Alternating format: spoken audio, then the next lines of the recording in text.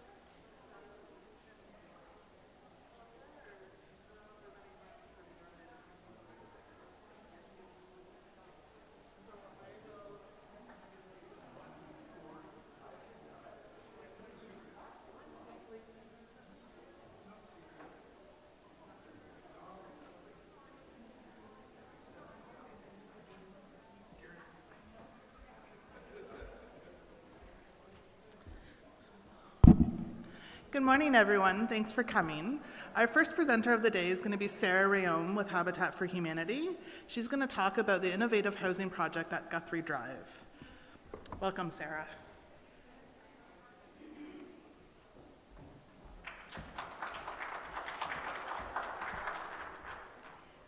Dave, I'm going to use this. Can everybody hear me? Oh, I'm going to come down because it seems like such a long way up here when all of you are down here. Good morning, and thank you so much for coming in to hear a little bit about our, what? Do I have to go back up? He's pointing at me. What do you need me to do? Everything's okay? Oh, do you want me to go back up? There we go. Guthrie Drive, Affordable Seniors Housing Project. That's what I've been asked to speak about today. Let me do a little bit of context setting for you. Habitat for Humanity, our mission in Canada is to transformationally change the lives of families through the power of home ownership. So what we do is we go out into the community and we raise sufficient money to purchase property, to service it, and then to build homes for families. And once those homes are built, we sell them to families for a zero down, zero interest mortgage that Habitat holds. And we ask people for a monthly mortgage payment. We hold that mortgage for 20 years, and at the 20-year mark, the family leverages the equity that they have in their home to pay off the balance of the mortgage owing to us. And we then use the money that they pay us to help more families and move more families into homes. In the Guthrie situation, just trying to think what the best starting point here.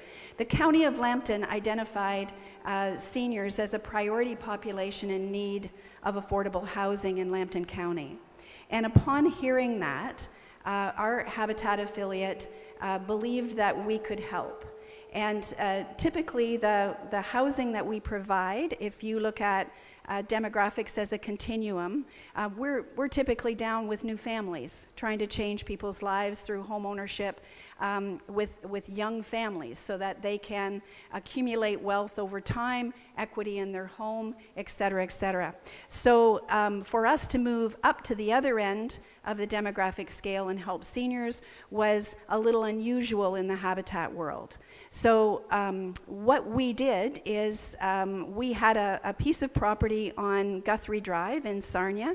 So for those of you who are from Sarnia, if you're heading north over the Murphy Road overpass, our property it butts up against the overpass on the west side, and it faces the wall of the 402, and it's surrounded by the Edgewood and Olympus Court condominiums. So we had this piece of property, and we decided that it was an ideal venue for us to be able to address this concern that was expressed by the County of Lambton for seniors and to build seniors housing on it for them.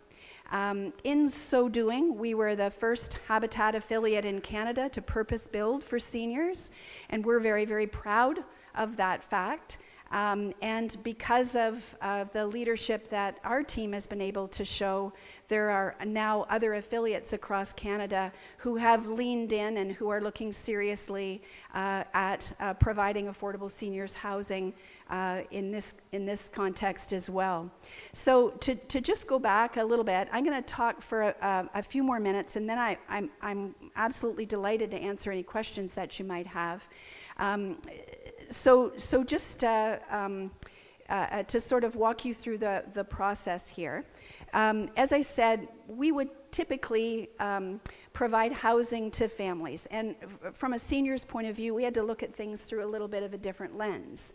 So we reached out to the folks at CMHC, Canada Mortgage and Housing Corporation, and involved their seniors housing team in our deliberations about the kind of housing and the sort of amenities that would be necessary. And for us, this was a really huge learning experience, because we ended up building a home that was I'm going to call it nearly accessible. So entrance on grade, so you could get in with a wheelchair if you needed it, wider hallways and wider doorways, and a bathroom that had the ability to accommodate a wheelchair if that was necessary.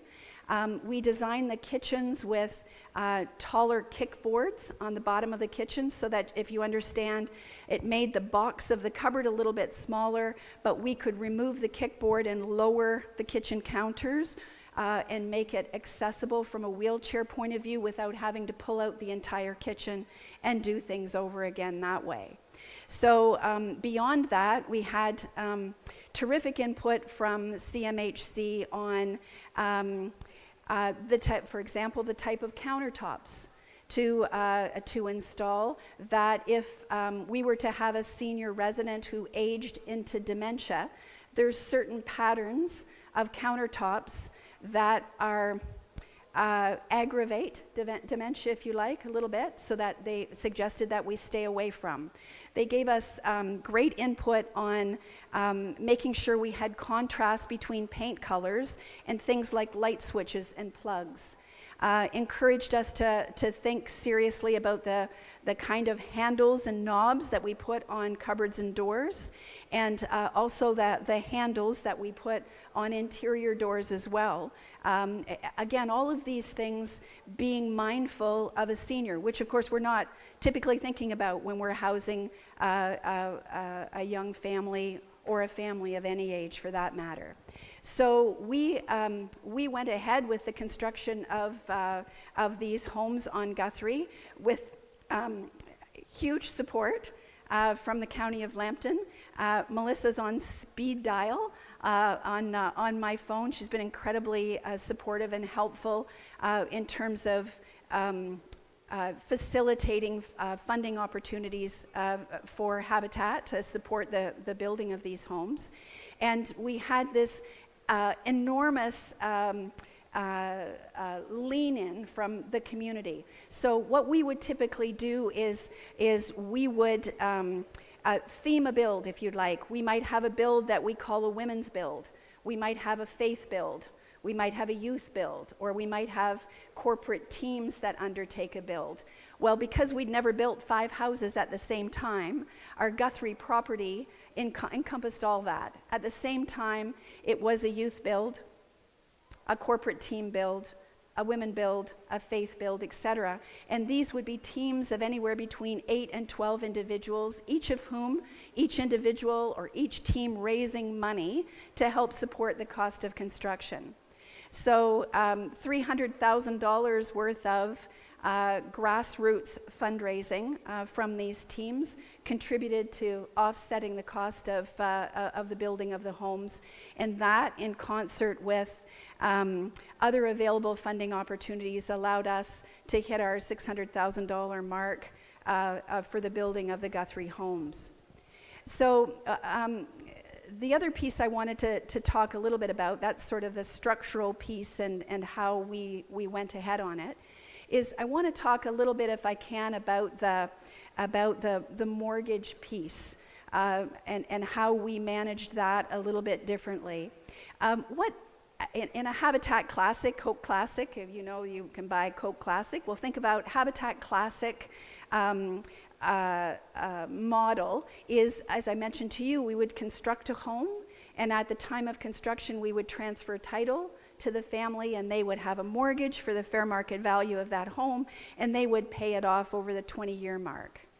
With the homes on Guthrie, we have and had no expectation that our seniors would ever pay these homes off. As a matter of fact, our mortgage with our seniors stipulates that even if they went and won the lottery, they couldn't pay it off. Why? Because the intention of the Guthrie properties was to provide affordable seniors housing at Guthrie Drive in perpetuity. So how does that work? What we did is we said, we're going to create what in essence is a long-form purchase and sale agreement. So instead of transferring title at the time we finish construction, we said we'll transfer title at the 20-year mark up the road if you're still living there. And we're not so much concerned about when title transfers. Instead, what we said is you're going to make a payment every month, and a portion of that is going to be mortgage, and a portion of that is going to be property tax, and a portion of it is going to be maintenance and administration.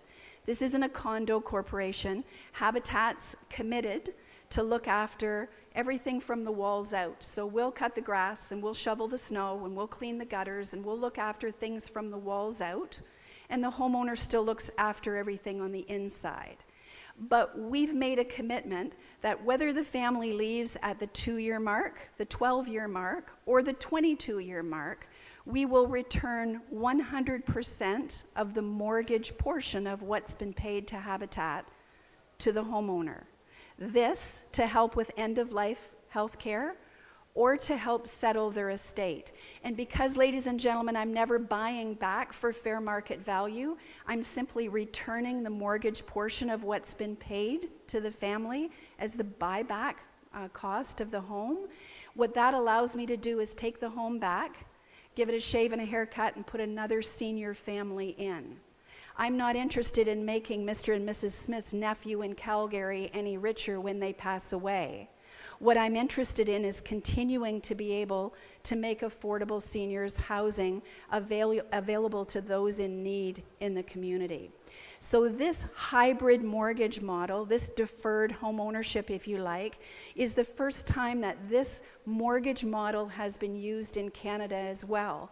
And I have to tell you, I got an awful lot of hard stares over the half moon glasses from Habitat Canada in terms of, because this is really stretching the limits of what we would typically and normally do at Habitat. But now that they've been able to see this in action, again, there are Habitat affiliates, 54 of them across Canada, and several of them are pursuing this sort of seniors housing. So that gives you just a wee bit of an overview on what we did on Guthrie Drive. It is not our intent to stop building for families and build for seniors in perpetuity now. But what it is our intent is to continue to add seniors housing to our mortgage portfolio over time. So in the same way that we've built in partnership with agencies like Lambton County Developmental Services, Nick's here, and Community Living, we will continue to build a certain amount of our housing inventory for seniors as well, because we feel that's our responsibility as Habitat within this community, is to be responsible or responsive to what the community needs. And if the community needs more housing for seniors, if the community needs more housing for people with developmental challenges, as well as housing for conventional families, then we believe it's our responsibility to be responsive to the community. So we're getting a lot of questions at our booth, which is just outside the door, to say, when are you building for seniors again? And my answer is, what we're trying to do is identify appropriate property to do that. To do this sort of build, it's difficult to do it effectively, and to be quite frank, the beauty of the seniors housing on Guthrie is there's 5 units, and those 5 senior families have bonded incredibly. They are now each other's support units.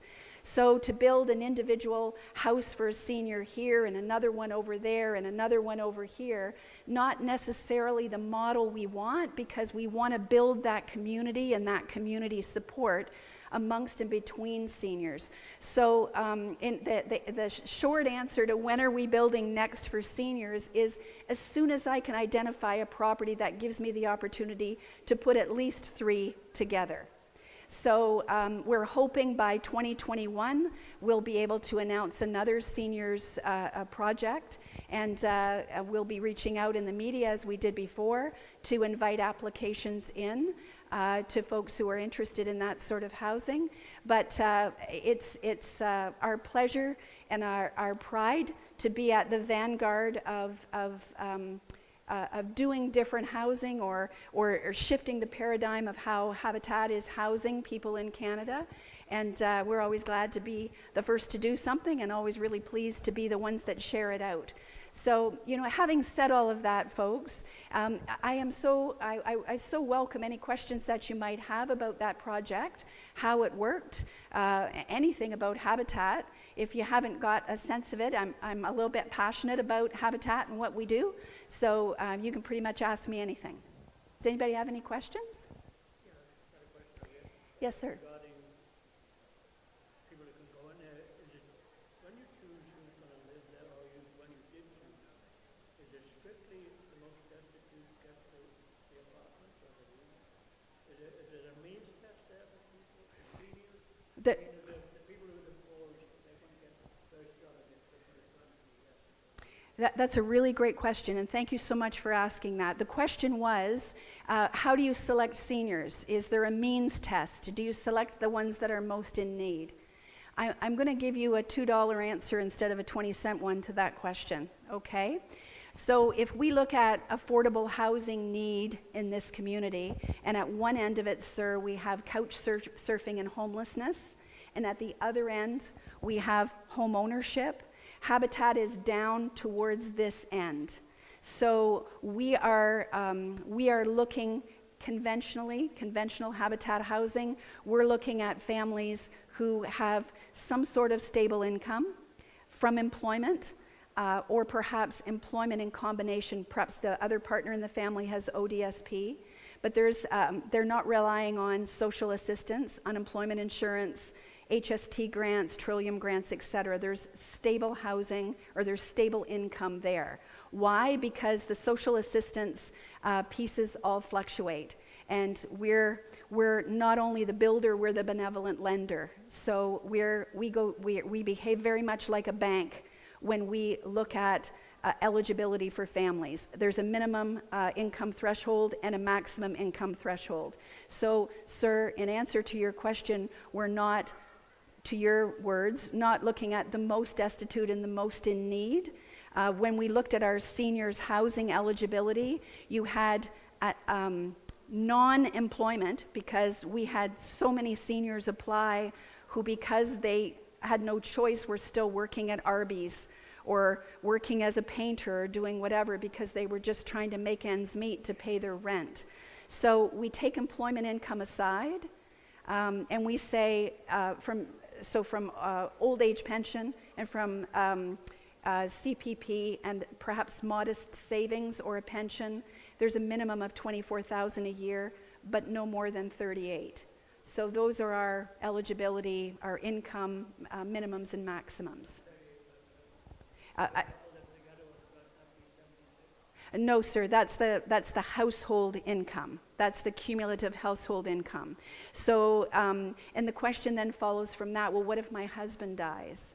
What if my income then is not $24,000 a year, it's maybe $21,000 a year? We're not in the gotcha game. We're not in, oh, well, you don't make $24,000, off you go.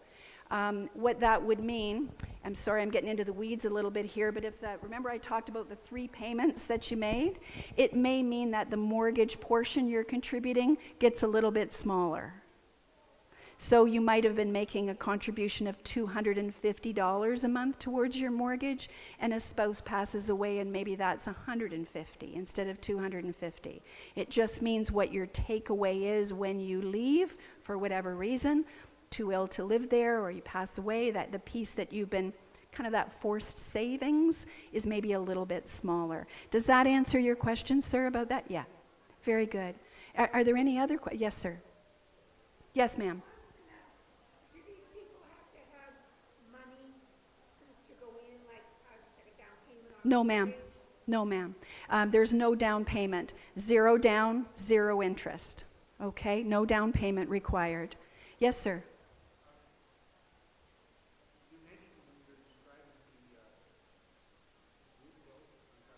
Yep.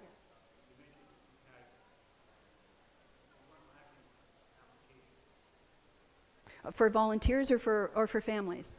Yes. The response actually was not as strong as I would have thought.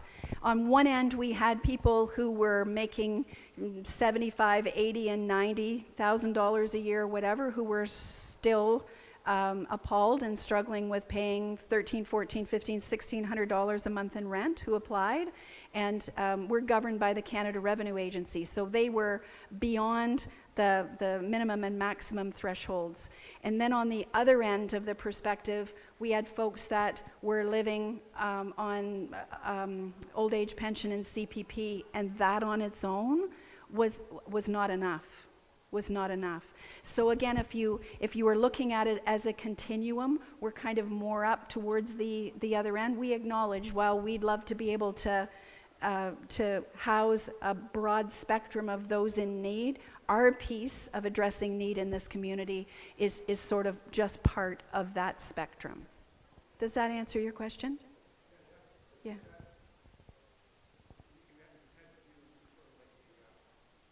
A selection process?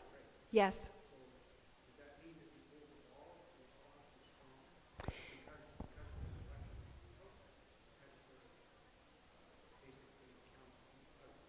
Yes, I think probably we had close to 50 applications that netted out with the 5.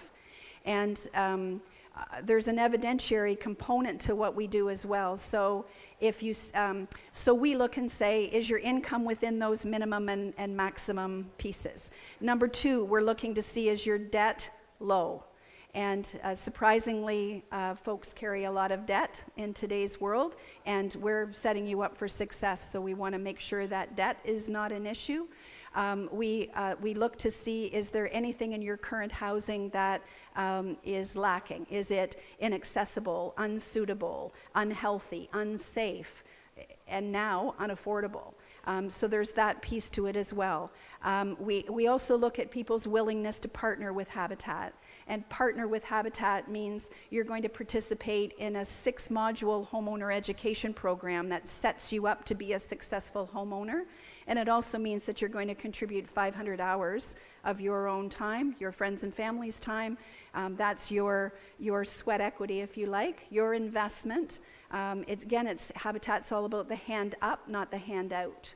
So once you get into that sort of those criteria with families, often they self-select out. And to be honest with you, debt would have been the biggest reason why we selected folks out, because they're even in their 60s. 60 was our minimum age, and there was no maximum, but even considerable debt at that level. Okay. Are there any other questions? Yes, sir. Yeah. I don't know. But I think it's for a different reason, though. I think she hasn't been on her speed dial because she's always saying, we need that one more piece of paper done, and we need one more form done, and whatever. But no, we are just so grateful, and in all seriousness, hand on heart, so grateful to the County of Lambton for the caliber and the depth of partnership that we've been able to enjoy. There's tons of other, I could wax poetic about the other stuff that we're doing in partnership with the county that is extraordinary and also first in Canada of its sorts. But no, we're absolutely on the same page there. Is there any other questions? Anybody over here? Anything else I can answer? Yes, sir.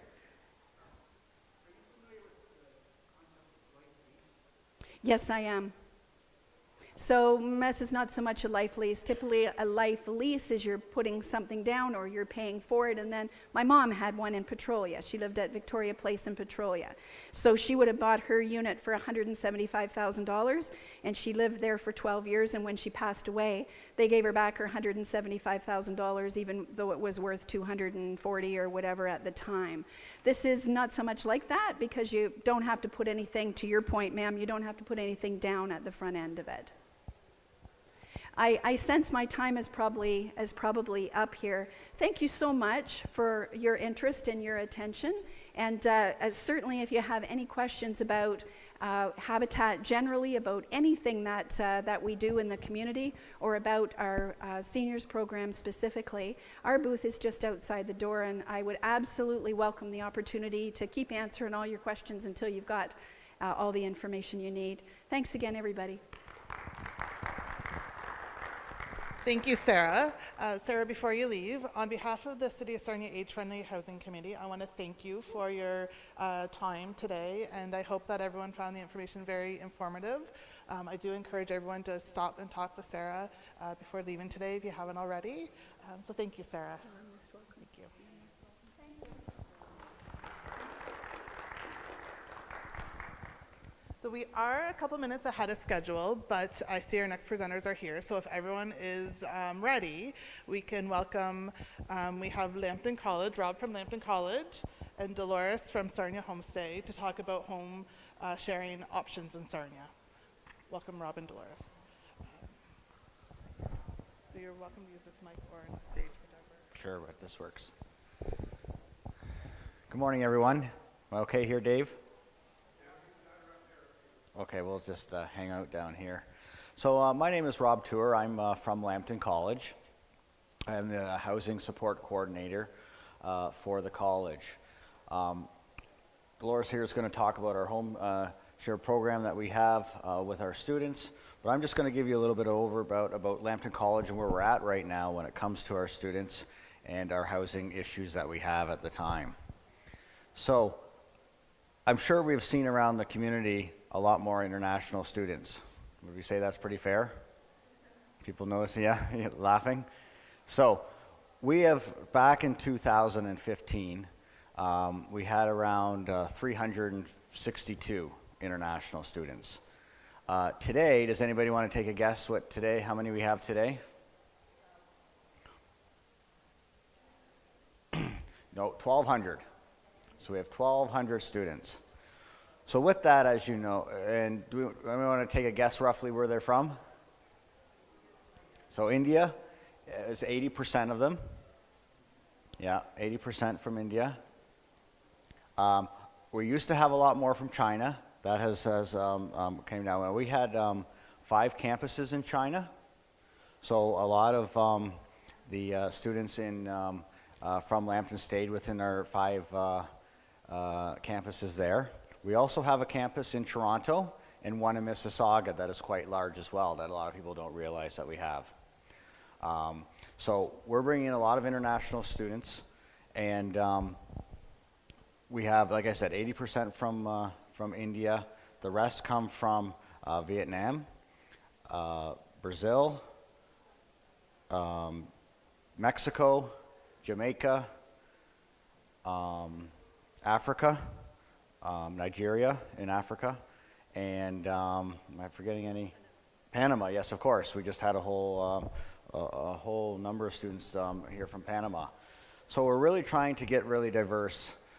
Canada is the #1 country for students to come to study now, which is really impressive. We obviously are limited here in Sarnia, Lambton, to how many students we can have due to our facility that we have. As you notice, we've had a huge expansion the last couple of years on both ends of the college, over $50 million worth of expansions. This side of it, if you're going down Moland, the big section that you notice that has just got added, it's really high into our nursing program. If you have the opportunity to go out to Lambton College, take some time and go out, just wander through the new part of the building, and it's almost exactly like a brand new hospital. State-of-the-art medical center to train nurses. Our nursing program is completely filled, and it's really growing. And this September coming up, we're actually starting a new program where we're going to have an international nursing program right here at Lambton and Sarnia. So every student who comes to Lambton as an international student has a degree or diploma from their whole home country, okay? So they're a mature student, they're coming here to better their education, and then ultimately they're coming here to immigrate into Canada. That is their final destination in their whole journey. We have right now 22 different programs at Lambton for international studies. So if you're an international student, if you come to Canada to study for 2 years, you can stay in Canada for 3 years after that to gain experience. Because to immigrate into Canada, the easiest way is going to be able to speak our language and have our work experience. So where I'm coming around to all this is that when they're coming here, they want to stay in Sarnia afterwards. And housing is obviously an issue while they're here as a student and after as well. So what we're trying to do is come up with some very unique ideas of how we can have our students living here in Sarnia in a safe environment. We have some issues that, the laws in Sarnia, as you may or may not know, that you can only have two. If you had a couple of students come living with you, you can only have 2 students living in your house with you. That's the city bylaw. If you had your own place that you're not living in, that you're renting out like in an apartment or another home, you can have 3 students. We do have cases where there are more students living in a place than there should be. And a lot of that has to come back to their culture, where they come from. They live in a place where there's 10, 12 of them living in a place, so it's quite normal. But coming here, there's restrictions on that, and with our housing situation here in Sarnia, as we've read it's been in the newspaper a number of times, not just Lambton County, but other agencies in the city, housing is very tight. So what we're looking at working here is a shared housing system. We've noticed in Toronto it's worked very, very well, and we're going to try to implement that here in Sarnia, where students are going to come and they're going to live in a home with anybody, maybe single or a couple, that have a large home, that they got extra bedrooms, and in return, then maybe they can help do some chores around the house. So we just looked at a model in Toronto that seems to be working. About 400 students stayed in homes, and it worked very successful. So they did up to 5 hours of chores every week. So they got a little bit of a reduce on their rent, but in return, they were able to help take out the garbage, help change the light bulbs, things in the homes that may be a little more difficult for seniors to do, and it's turned out very well. So our goal at Lambton College is to work with the city of Sarnia, use these models that we're seeing around the province, and hopefully we can implement them here within our community. Yes. So they would be 2 right now. Well, it would be unlimited. We could have as many as, but in only one home, we can only have a maximum of 2. So if you were to take that, you'd be able to take in 2 students. But we're working with the city right now to change the bylaws. I met with them a number of times now, and we're looking at changing the bylaws so that we can maybe go to a permit system, like other cities, Hamilton, I forget the other city that they mentioned, but it's a permit system, because if you have a nice, large, beautiful, 5-bedroom home, that if you were to have 4 kids in, right, it'd be a very safe environment to have people stay in. But we need to go and look at changing that. Yes. Yeah, exactly. So that's a very good question, and that brings out a lot of times. The question is, because they're not from Canada, we can't do a background check on on anybody else like we would in Canada, right? Because they wouldn't be in our system, right? If you came from India as a student, you're not going to be. Yes, absolutely. But when I mean a background check, I mean as in when the police department does a background check for criminal, not for educational. So we can't go to India and say we want to do a background check on the student.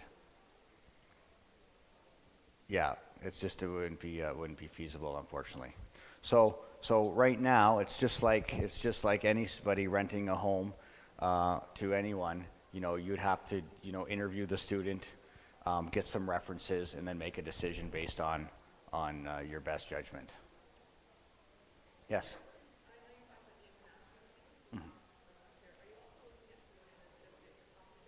Absolutely, absolutely, yes, absolutely. We find that we have a third of our students are international, a third are domestic within the Lambton County, and a third are outside of Lambton County.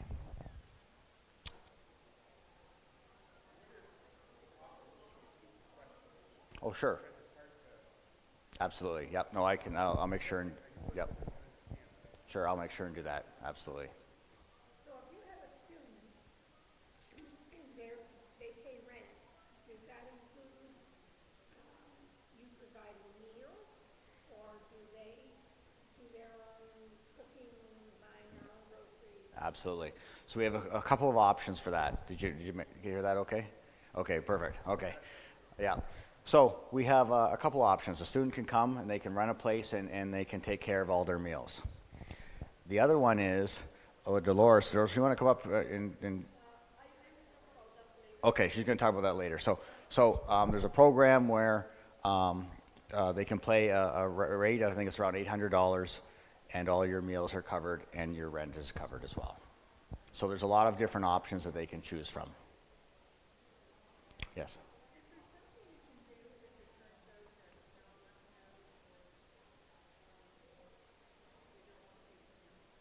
Absolutely. So the question was, if the student isn't working out in your home, is there something that you can do? So as a landlord, you have the right to give them a notice to leave. Yes. So Lambton College can't step in there and help in any ways. It's the same laws as anybody, exactly. International or domestic, everything is the same. So we're really doing a good job in helping residents that call up. So residents call up all the time. You know, I hear you got a lot more students. I got a bedroom at home. If I can make another $600, that's great. You know, can you help us out? So I'll physically go out to the home because I want to make sure it's a safe environment for our students. Because I've went to places and it's just absolutely disgusting. You know, not livable conditions at all, and people are just trying to make a quick buck, putting somebody in the basement, and away they go. So I make sure and go out there and I check and make sure that it's a decent place, that the landlords look, you know, and are going to treat people decently, because you can get a pretty good feeling when you can go to a place and you know, walk in the place. And then from there, I help them out, letting them know, you know, these are some sort of things, you know, if you're close to a bus route, because obviously all these students don't have cars, right? So that's a key aspect to it. Making sure that they have a proper bed. I've seen places where they're just throwing a mattress on the ground, where they've actually used a milk carton as their bed stand. You know, these are some, you know, some awful things that I've seen. So we're really trying to work on coming up with a system so that almost like maybe like a green sticker approach like you see in the restaurants where they got the approval from the health unit, right? Doing something like that in our community so that if somebody wants to house a student, then, you know, we can sort of have this pre-checklist and make sure that it's safe on both sides.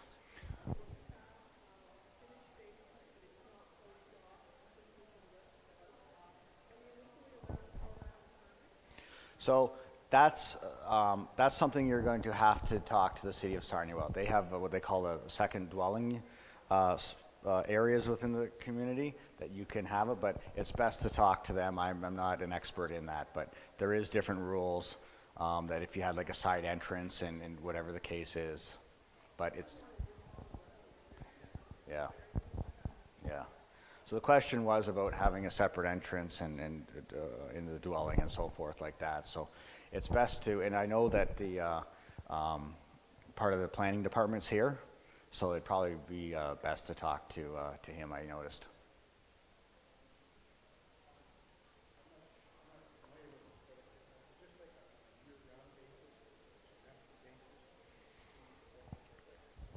For sure. So the question was, are the students here for, when it comes to housing, for the semester? Do they pay for the year? So most landlords will take about a year, the whole year. And then from there, it gives both parties the option to, you know, if they're not happy, whatever the case is, or if they want to stick around. Now, I know, like I mentioned, that most of the international students are here for 2 years, and they want to be here for 2 years because if they only come for the 1-year program, then they can't stay the 3 years after the program. So it's very important that they come for the 2 years. So if they have a nice place, they will keep it most likely for the 2 years. And the nice thing how Lambton College has set up the programs is that they have, there's 4 semesters obviously in the 2 years. 3 of the semesters are school in class, and the last semester is on a co-op. So they have the ability that they're only paying for 3 semesters when they're here, which is a big difference in other schools that they charge for 4. So that can be a big difference of, you know, $5,000 or so cheaper. Plus they have the ability to do a co-op that will make them income and keep jobs as well. International student is only allowed to work up to 20 hours a week while they're here studying in Canada. Just FYI. They pay, like 3 or 4 months in advance, or, So I don't want to have somebody in the house and say like, they owe me 2 months. for sure, absolutely. So the question was, do they pay in advance and so forth? So just like domestic students or anybody renting your place, you're allowed to take first and last month, and that's all that you can ask for by law. I have been at the college now in this position for a year and a half, and I haven't had one person call me up due to a student has not paid, and I can honestly say that. So that money isn't an issue. When they come to Canada, they have to prove that they have so much money in the bank. That's a requirement to come to Canada. So they have to show a GIC that they have X amount of dollars, and when they get their admittance statement here saying that whether they were accepted to Lambton, it shows right on there that they need to have $750 put aside for housing every month. So they can't get here and say, you know, I don't have any place to stay because I don't have enough money. Then you have to return home.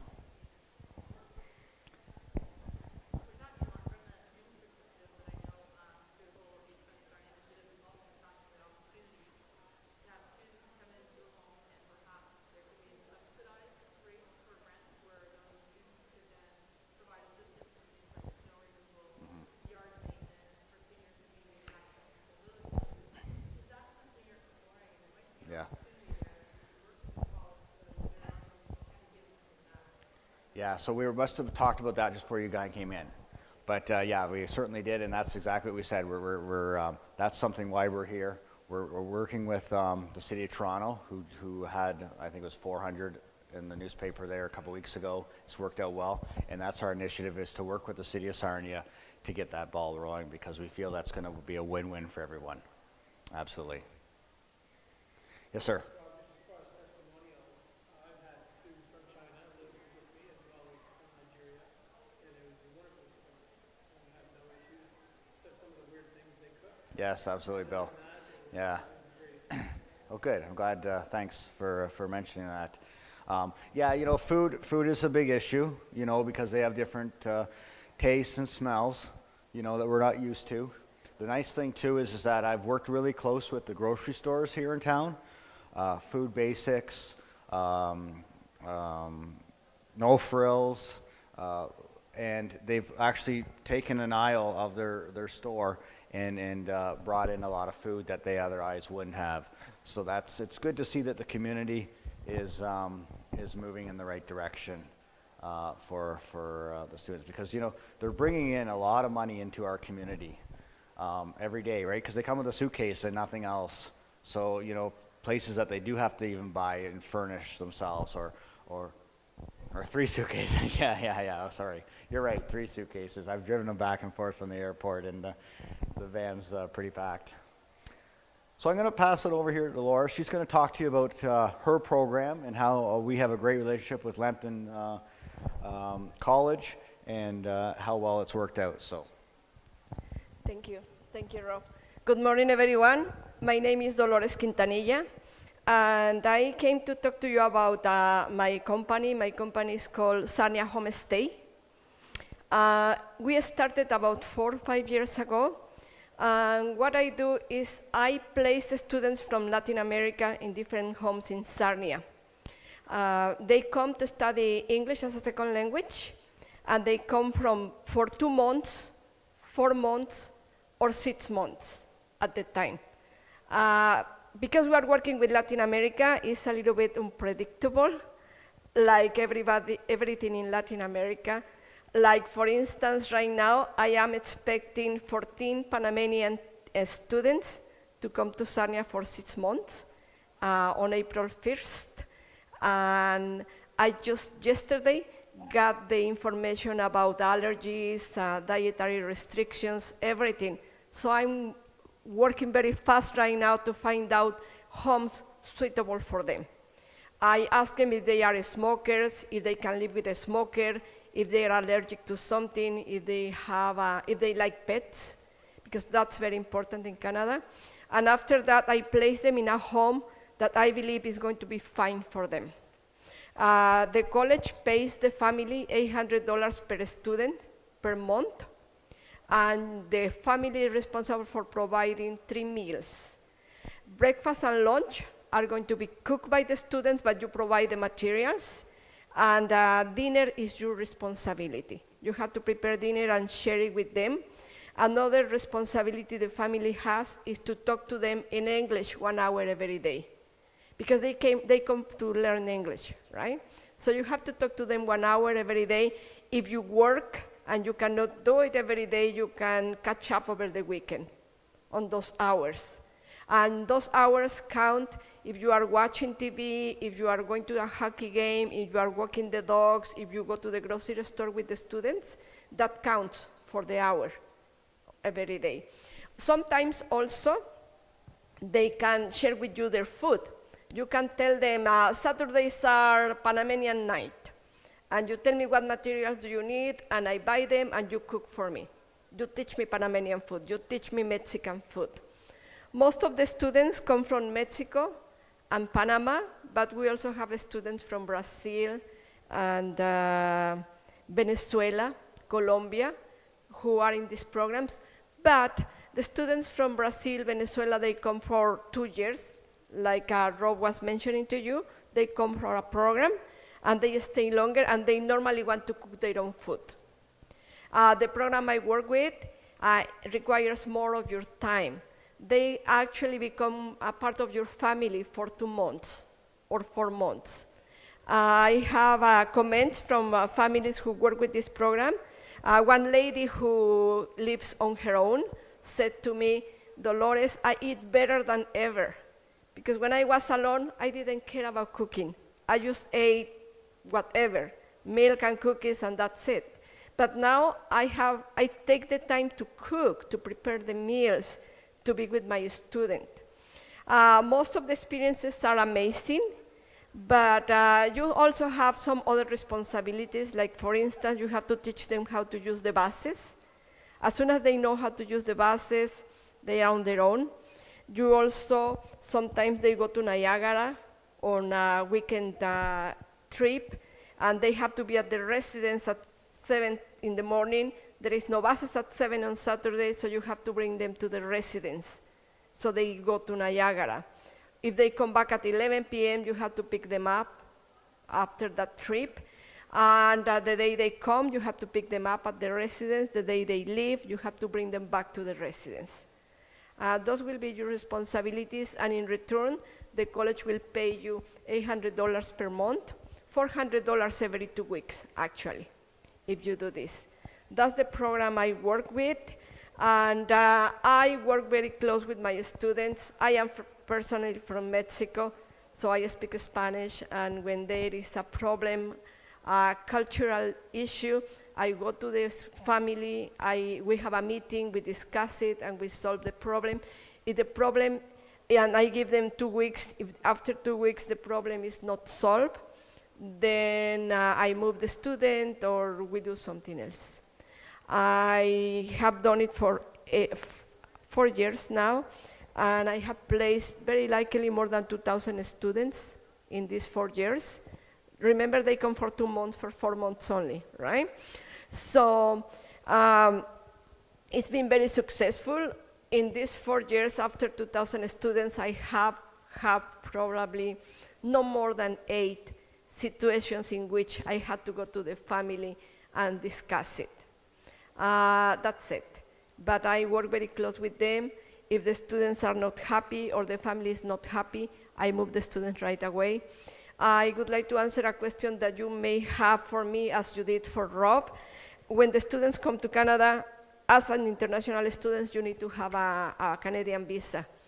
I am from Mexico, and I know that if you want a Canadian visa, you have to have a police check by the Canadian government, Canadian embassy or consulate in your country, right? So they are good students. You also have to know that in order to come to Canada, these students, in order to get this scholarship, they need a 90 average. They need to be bilingual. And these are very low-income students. Some of them live in a house with 2 rooms and 1 bedroom for 5 siblings, no floor. If a student from Mexico is bilingual, coming from this environment, that means this student is a dedicated student. You know what I mean? So they are good kids, most of them. I can't put my hand on the fire for everybody, but most of them are good kids, and they don't give you trouble. They may want to have fun because they are young. We actually have a wide variety of students. We have students who are 18, 19 years old, and we have students who are 52 years old.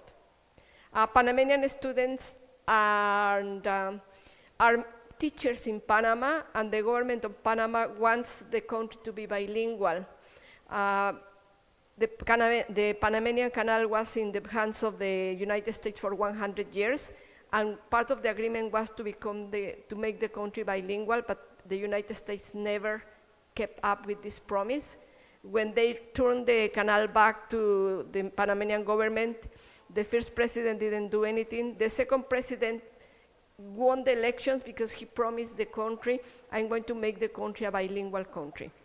And when he won the presidency, he created this program. He sends every single teacher to learn English with the idea that when they go back to Panama, they will teach in English. So they are teachers. They are good, reliable students. That's what I want to tell you. The students from Mexico, as I was telling you before, they win the scholarship, so they are dedicated students.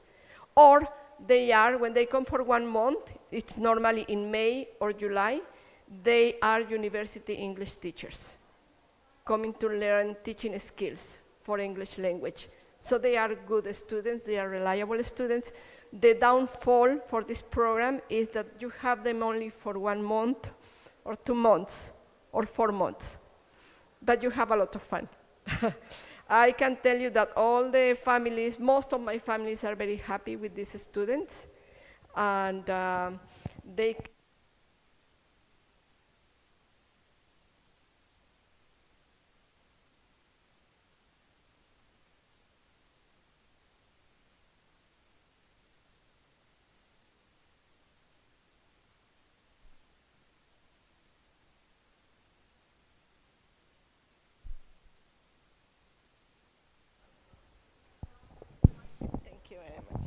I am a baby boomer, so I don't know how to use these technical devices. Anyway, I was telling you, what I was telling you? I have Alzheimer's also. Oh my goodness, what I was telling them? 1 month, 2 months, or 4 months? Yeah, I forgot what I was telling you. Anyway, do you have any questions about this program? Yes. Sorry? Oh, yes. The houses have to have, the bedrooms have to have a window and a desk, and they have to be 1 student per bedroom. As Rob was telling you, there is only two students allowed in every house, or 3 students if it's an empty house. I can also tell you that I am a landlord myself. I have an income property and I rent it to students. I have the bad choice to rent it to no students, to no international students a few times, and it didn't work well. But international students know what they want. They come to study, they come to succeed in Canada, so they behave better. When you have Canadian students or Canadian tenants, they know the rules, and they always try to get you into trouble when you are renting. Not always, sorry, sometimes, because if you tell them, I'm going to need the bedroom in 2 months, they said, oh my God, did you read the law? You have to notify me 60 days plus 1 in advance, and it is only 60 days, so I need 1 more month, because they know the law, right? But international students are good kids. They come to do what they want to do. They come to succeed, because after the 3 years visa, they get to work. When they graduate, they can apply for residence, for landed immigrant status. So they want to stay in Canada. They work hard, most of them. Question?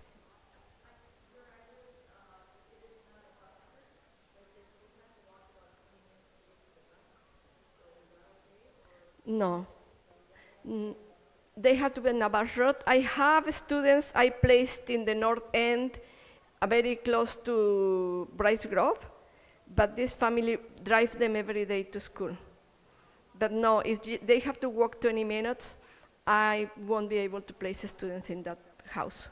Oh, they need a bedroom with 1 bed, a window, and a desk, and that's it. Any other question? No? You either talk now or keep your peace forever. Okay. Thank you very much for your time. I will give you a card in case.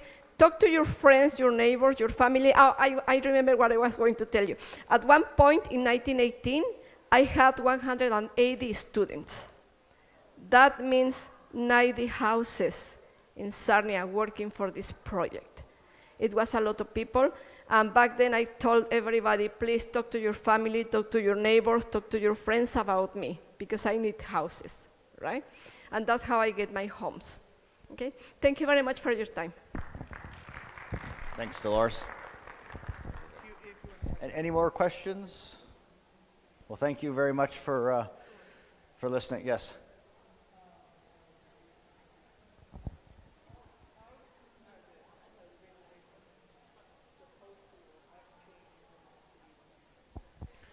So the question was, how close are we to maybe changing to a permit system with the city of Sarnia? So I would say that we're probably 6 months away.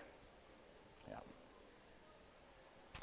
So I'm hoping that it would be nice for this fall semester when we have students coming in September.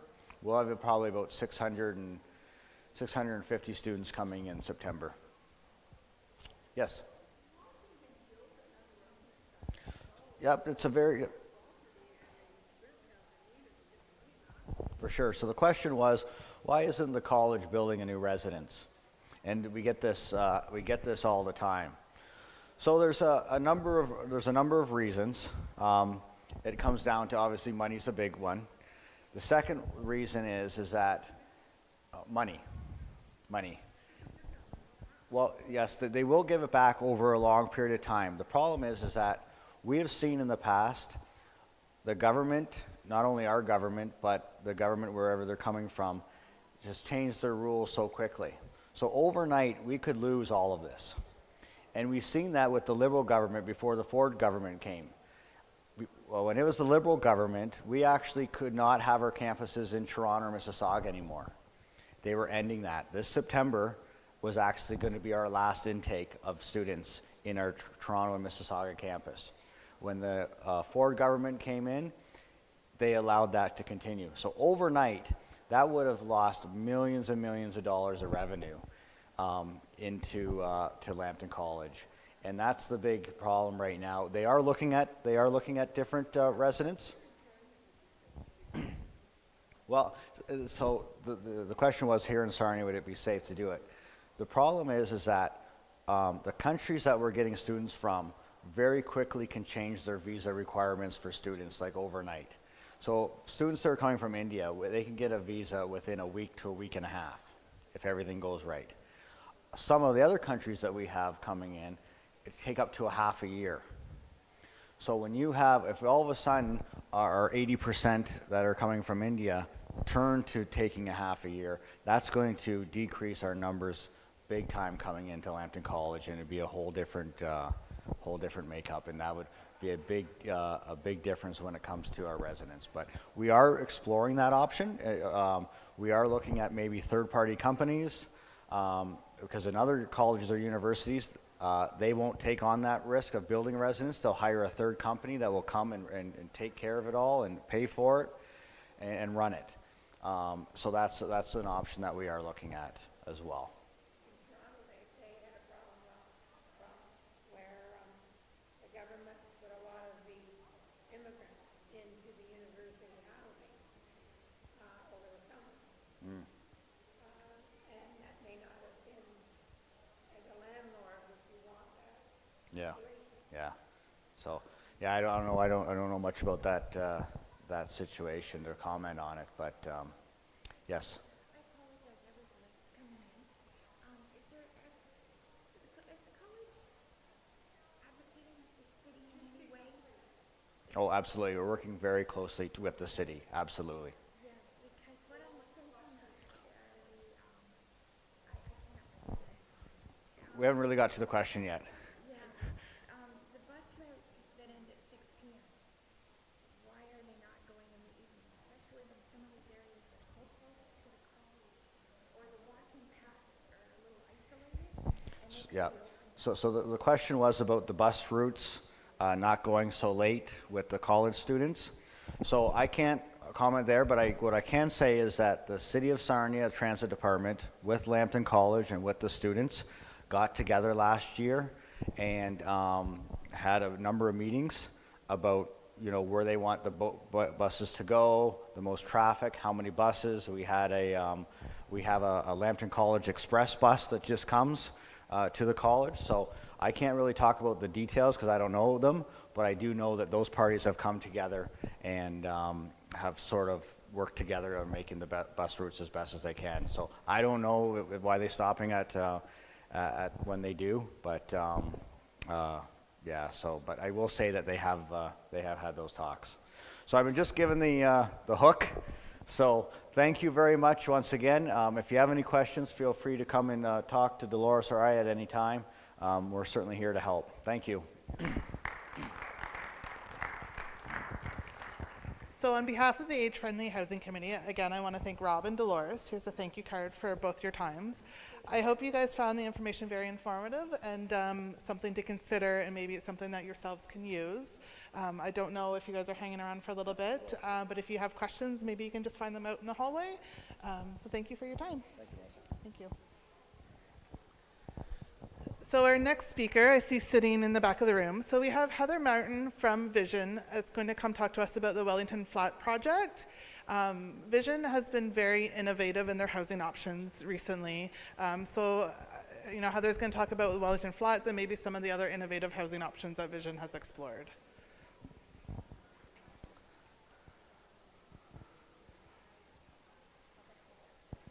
Hi, Heather. Oh, that's okay. Thank you. Morning, everyone, and thank you for coming in. And I was, I don't get formally prepared for these types of presentations, so I'd rather do more questions and answers than talk, although I like to talk a lot. So we've had the opportunity of working with the County of Lambton over the course of the last 4 years when the initiatives came out for a request for proposal to build affordable housing in Sarnia.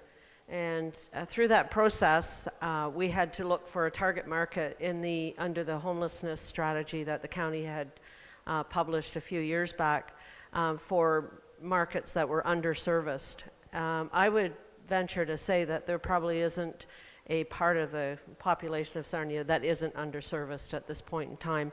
And going to the previous presentation, the international students coming in have certainly put a strain on the housing market, in addition to the wonderful announcement with Nova and all the other wonderful projects that are happening around the city. So we're seeing an insurge of people. So when we put our proposal together, we looked at the numbers and we said, well, we definitely can identify with the senior population. Our service right now is we're home to 146 long-term care residents. We have 36 in our retirement home, and we have significant wait lists exceeding 200, 250 people waiting to come to our home. So we know that there's a demand in the senior population, and I think it's what we do a pretty good job of. So we identified in the homelessness strategy the age group over the women over the age of 65 that were an underserviced group, primarily through lack of having significant pensions. So those people for me are a lot of my friends. They may be hairdressers or florists or people that worked in service industry that didn't have a pension established for them. So women over the age of 65. So we targeted that in our proposal, and started out with a design of 20 apartments, one-bedroom apartments, in a two-story building. If any of you have the opportunity to go by, it's now a 4-story building on the corner of Wellington and Crawford Street, and the roof is going on today, so pretty exciting. The cranes are out there if you've got grandkids or kids. It's pretty neat. So through that, we did start construction in August, late in August. We were hoping to get started early summer last year, but had a few delays. And the winter hasn't been all that nice to us with the weather, but we still see ourselves within 3 or 4 weeks of our target completion date. So we're looking at the apartment building being available sometime in August, substantial completion August 1st, and hopefully tenants in and settling in September. So that's where we're headed.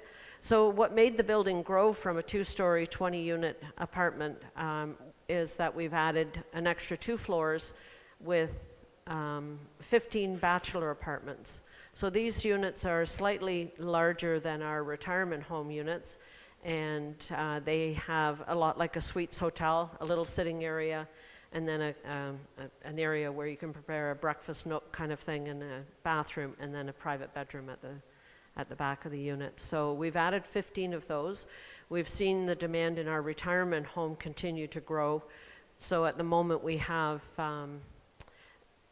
people waiting for those. We're going to minimize the services in that new building. So we will provide a dinner meal, housekeeping services, and all of the utilities and cable, phone, everything will be included. So it takes the burden off families trying to figure out how to make all of that work. So they're a serviced apartment. So we have yet to formally announce that we're accepting applications for these apartments. Melissa and I will be working on that at the beginning of April to start moving that forward so that we'll have a roster of people ready to move in. I anticipate a pretty quick fill rate, so should have it filled by the end of September. At this point in time, I don't know what questions you might have, but I'm going to open it up and let you ask me, and then I'll try to answer. Yes, sir. I can shout if you want. Oh, yeah. My wife and I live in Corunna right now at Thompson Gardens, and Corunna's fine for us, but there comes a time where we don't drive. Right. Creates a problem. There's no bus service out there. Can we put our name down on a waiting list there, and maybe if we come lucky in 3 or 4 years? You know what I'm saying? We don't need it immediately. And what would be the price right now of something to accommodate my wife and I? So fortunately, you can put your name on a wait list, and if we called you and you're not ready, we would just note that on the file. So similar to our retirement home, and you stay on the list, yeah. And we would just contact you as it becomes available. The affordable housing does have an income testing, so there is a limit to the amount of money that you can earn in order to be in the affordable housing apartments. And there is an asset test too that a limit of 100,000 in assets, I believe. Those are the kind of details that Melissa and I will be working out. Right now, the apartments, the one-bedroom apartment would be around $645 a month. Oh, I'm not doing too bad here. I think it's application for one first, and I don't know what happens after somebody moves in. We don't know that detail either. Those are the kinds of things that we have to kind of work out the policy side of. The bachelor units, with the services, we're looking at about $75 a day, so it's a light-end retirement home fee. So, and that would include, as I mentioned, the dinner plan, housekeeping, cable, satellite, internet, phone, all utilities. So, that would be it. Yeah, yeah. So around 2,100. Retirement homes are generally in the range of our retirement home, I think, is around 2,800, just under 3,000 a month. So we're trying to find that next layer that services a different population that's not in need of medication dispensing. We wouldn't do that in the apartments. Shirley? Is there, so that's $2,100. Are there any support for that through any grants or anything like that in case you couldn't, or you have to, because of your feasibility and your income levels, you have to meet certain income levels? So the question is whether or not there's any extra support. There wouldn't be through Vision, and I can't speak for any other services that might be in the community. Keep in mind, Vision is a nonprofit charitable organization, so we're trying to drive the price down for the community. So we're kind of getting pretty close to that number to make it work.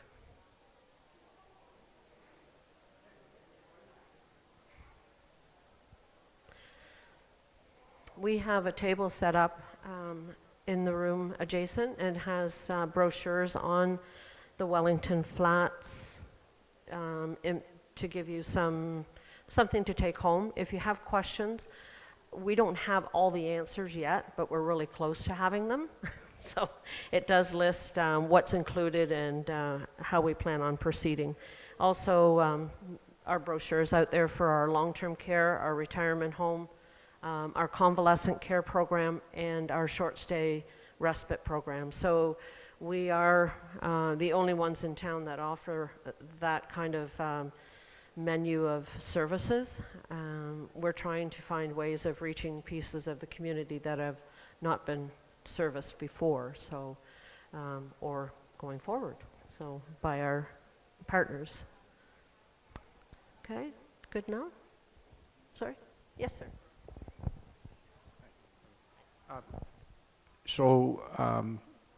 If I understood what you were saying, that you are accepting applications at this point, or you're close?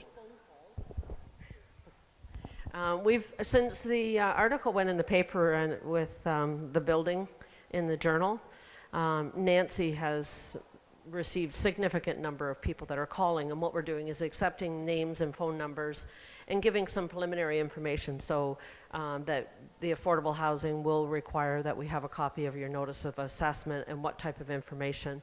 We still have a few things that we have to sort out that we haven't figured out. We've had questions. We are a non-smoking building, which is important for people to know and up front.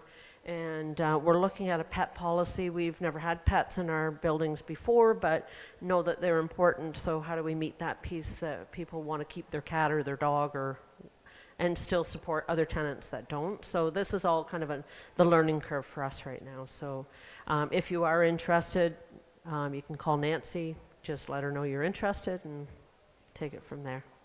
Okay, thanks. Anybody else? Well, that was fun. Thanks, Melissa, for inviting me to speak today, and if there's any questions. So I'll put out one more call for questions. Anything anyone wants to know? Income limits, when it'll be available. Yep.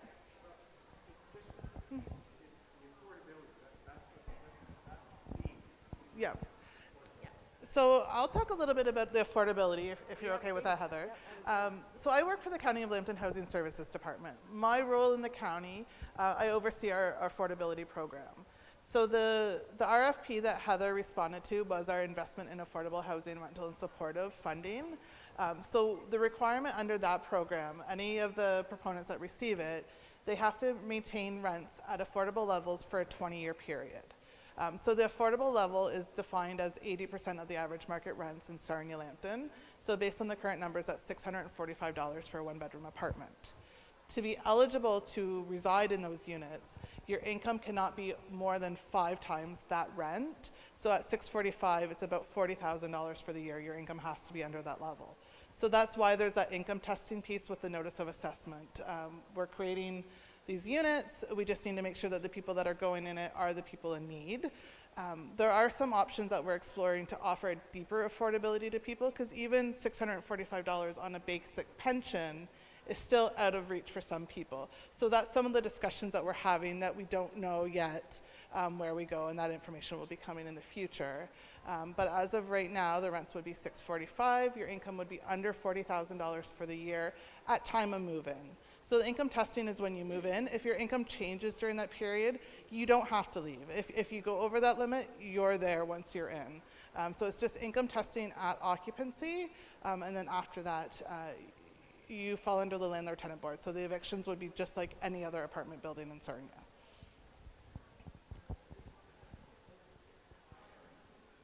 So the proposal that was submitted by Vision was for seniors, so it is 65 plus. So that is specific for that building. It's not a requirement for the affordability piece, but it is on that building. So I understand from Heather that women are going to be the focus, but it's not going to be limited to women. So women will be the priority, but it doesn't exclude men. So men can still apply and get their name on the list. Yeah. Yeah, that was the question that Melissa has to answer for me or assist with, is determine, do we have to take both your incomes? That might put you over 40, right, if you're at the lowest income. So that's the type of question that we haven't sorted out yet. And we want to make sure, as Melissa said, the idea here is to try to target people that really are at, you know, you go and try to find a one-bedroom apartment in Sarnia, $800, $900 a month, and if you're on $1,400 a month OAS, GIS, doesn't leave you very much for your groceries, and a lot of them require your utilities. Ours is utilities included. So those types of things, we're really trying to push the number down so that it makes it affordable, so that there is a comfort level that you can enjoy, or that an individual can enjoy, right? So, and one of the heartbreaking ones for me, as a person who called and said, it was a lady over the age of 65, quite a bit over, said, I can finally leave my husband. I've been in an abusive relationship for a long time, but can't afford to get out. You know, so it really, there's some heartstrings get pulled on this one too, right?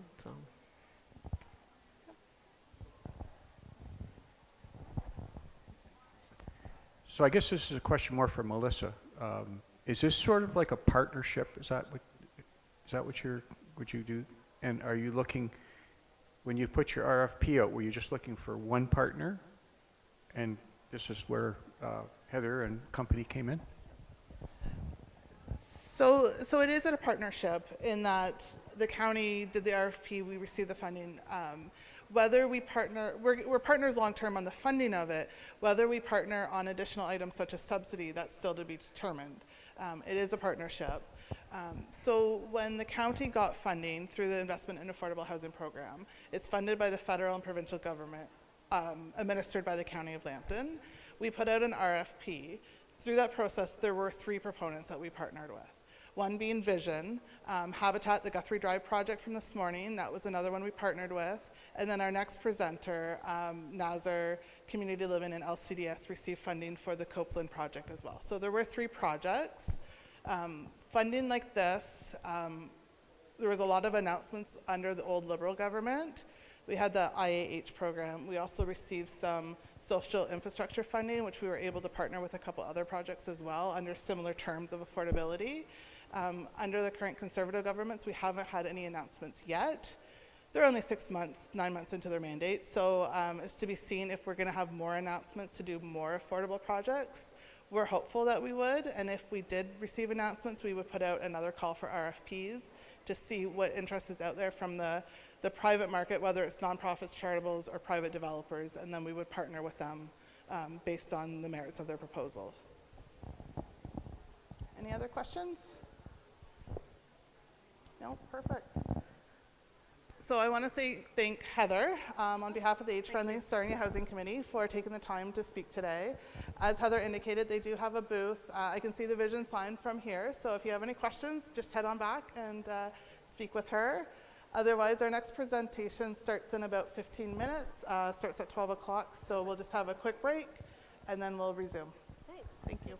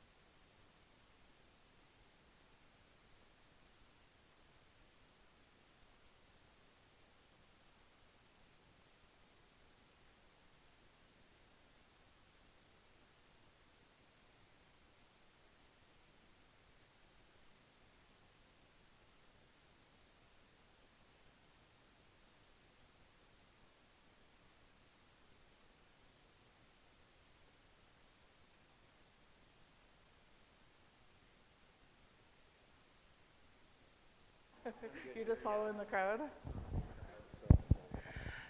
Okay, good afternoon, everyone. So our next presenters here are, we have Nazar, John Hagan from Community Living, and Nick Solaris from LCDS. They're here to talk about a joint venture at 747 Copeland Road, where the private developer has partnered with the agencies to offer supportive affordable housing to individuals. Good afternoon. My name is Nasser. I'm the owner of 747 Copeland.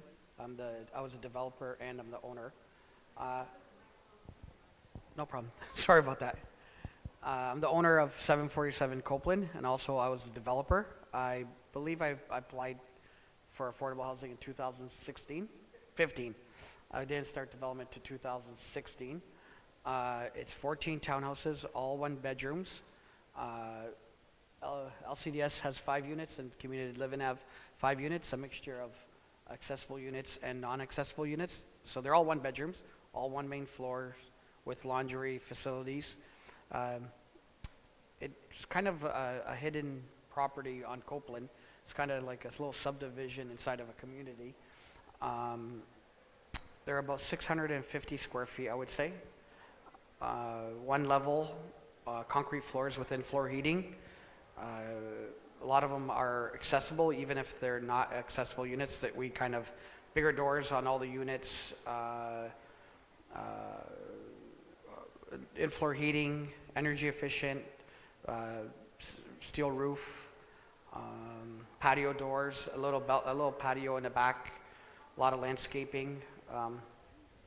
And my experience with Nick and John came actually through the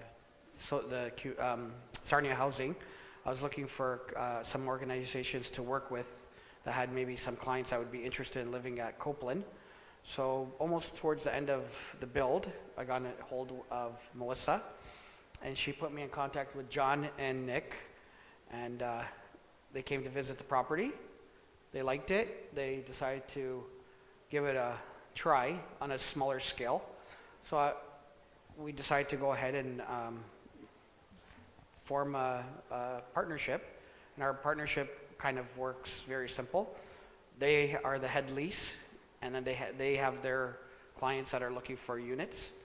They're in charge of renting out the units, in charge of if their tenants do not pay rent, they will come forward and pay the rent. If the unit goes empty, they will, for a certain period of time, pay the rent till it is full. And hopefully their tenants don't do too much damage, but if the units do get damaged, they are in charge of fixing the unit back to the state that it was given to them in. Does anybody have any questions?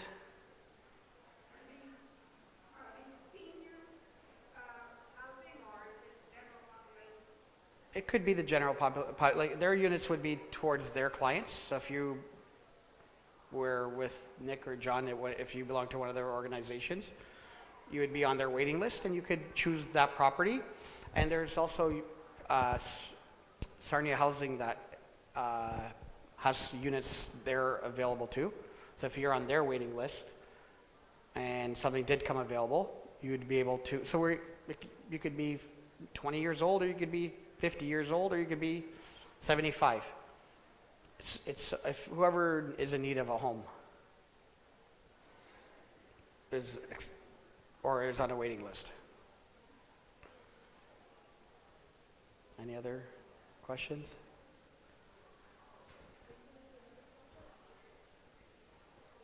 Time will tell. It's all the, you know what, I'm doing a project in Chatham right now, so that's 21 bedroom units. I'm working with Community Living, and I'm working with, I usually call a lot of nonprofit organizations and see who's willing to partner with me or who's looking for something. Usually when you make 100 phone calls, you always get 1 or 2 people looking for something. So yes, I'm doing something in Chatham. Hopefully when I'm done doing that, I'll look for another project. I love Sarnia, so I've always looking for property in Sarnia, and I'm always looking at developing. At this point, nothing right now. John, did you want to say something? I had the privilege as Community Living to partner with Nasser.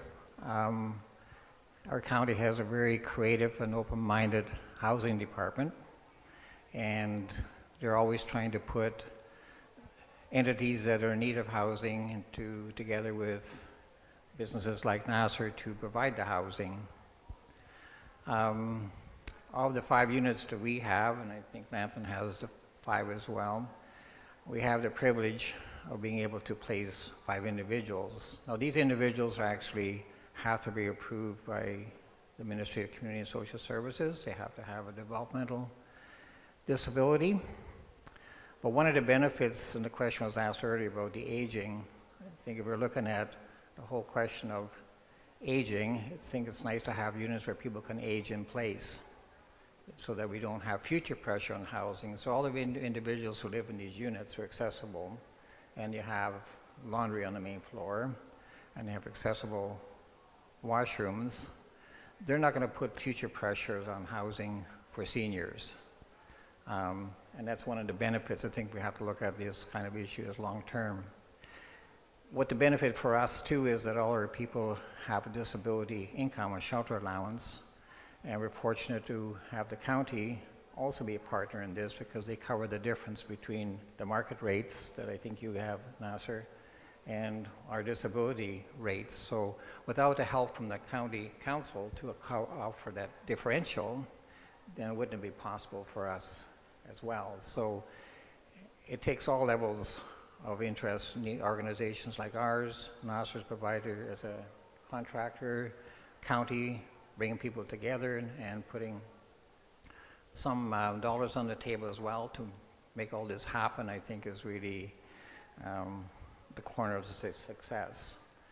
So as an organization, we have many other housing units too. 6 of them are fully accessible, and I think of the 80 or 90 people we support, we have about 40 that are over 55. So but they can all age in place. So we're not hopefully putting pressure on hospitals and putting pressure on other systems and putting them on what do we do now and get into very expensive renovations. So we like to, as an organization, look at it as long-term and not try to get caught where suddenly people start to have mobility challenges and suddenly we have to move them. So those are some of the perspectives that we come with.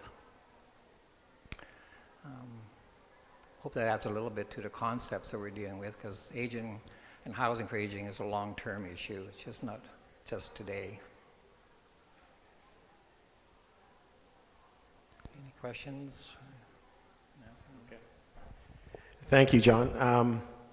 From our perspective, the intent on the housing is there's many aspects to it. So what we want to highlight is how a partnership with a local developer and perhaps us to make it maybe more efficient or even lucrative for developers to get involved in affordable housing, because we'll be honest, developers it's a social good what Nasser's doing, but they also are a business. So part of what we're doing is making it a little more economical for the developer to get involved.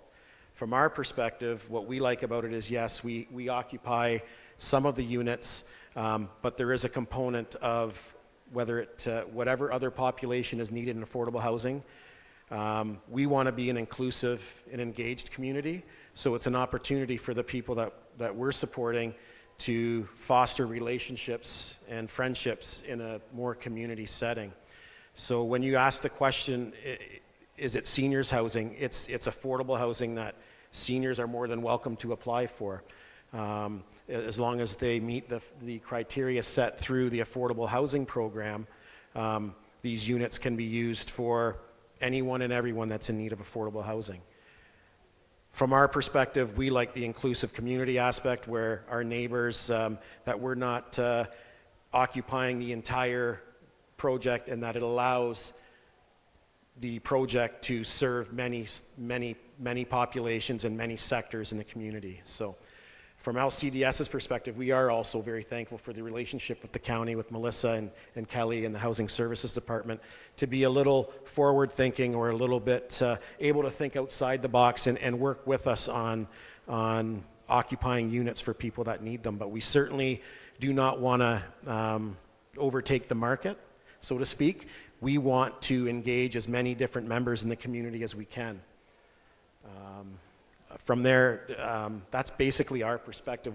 Like John said, we also do offer different housing options for people we support, and it's important to note that they must be funded or go through the Ministry of Children and Community and Social Services for our services. So we've had many questions at our booth on how do we get on your waiting list.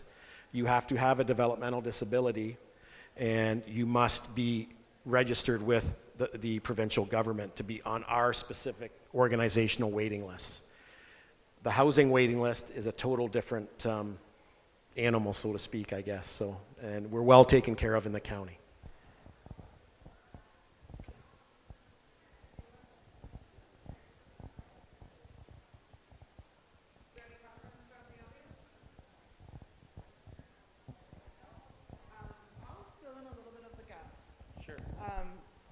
I know at Heather's last presentation, I talked a little bit about the affordability piece to it.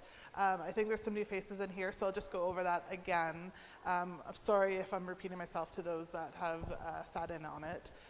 So Nazar's project, Nazar submitted an RFP back in 2015 for some investment in affordable housing funding. So under that funding program, Nazar received some capital dollars up front, under the condition that he maintains affordable rents for a period of 20 years. So the affordable rents must be at or below 80% of the average market rents, which right now are $645. Nazar had approached us about making those connections with agencies in the community, so we had set up some discussions with Community Living LCDS, as well as some other agencies who decided to not proceed. But when we're looking at the population of the clients for both Community Living and LCDS, they're all on ODSP, on Ontario Disability. They only receive $489 a month for shelter costs. So that money is to cover the rent, utilities, and tenant insurance. So at $489 a month, they can't afford a rent of $645, which is affordable. So that's where the housing department came in. We do offer a subsidy to these tenants, so they only pay a maximum of the $489 in rent, and then we pay the difference to Nazar directly as a subsidy to, so as a developer, Nazar's making his money to maintain the project and keep it affordable for the 20 years, but so that the rents are still affordable for the individuals in them. So that's kind of how the county got involved.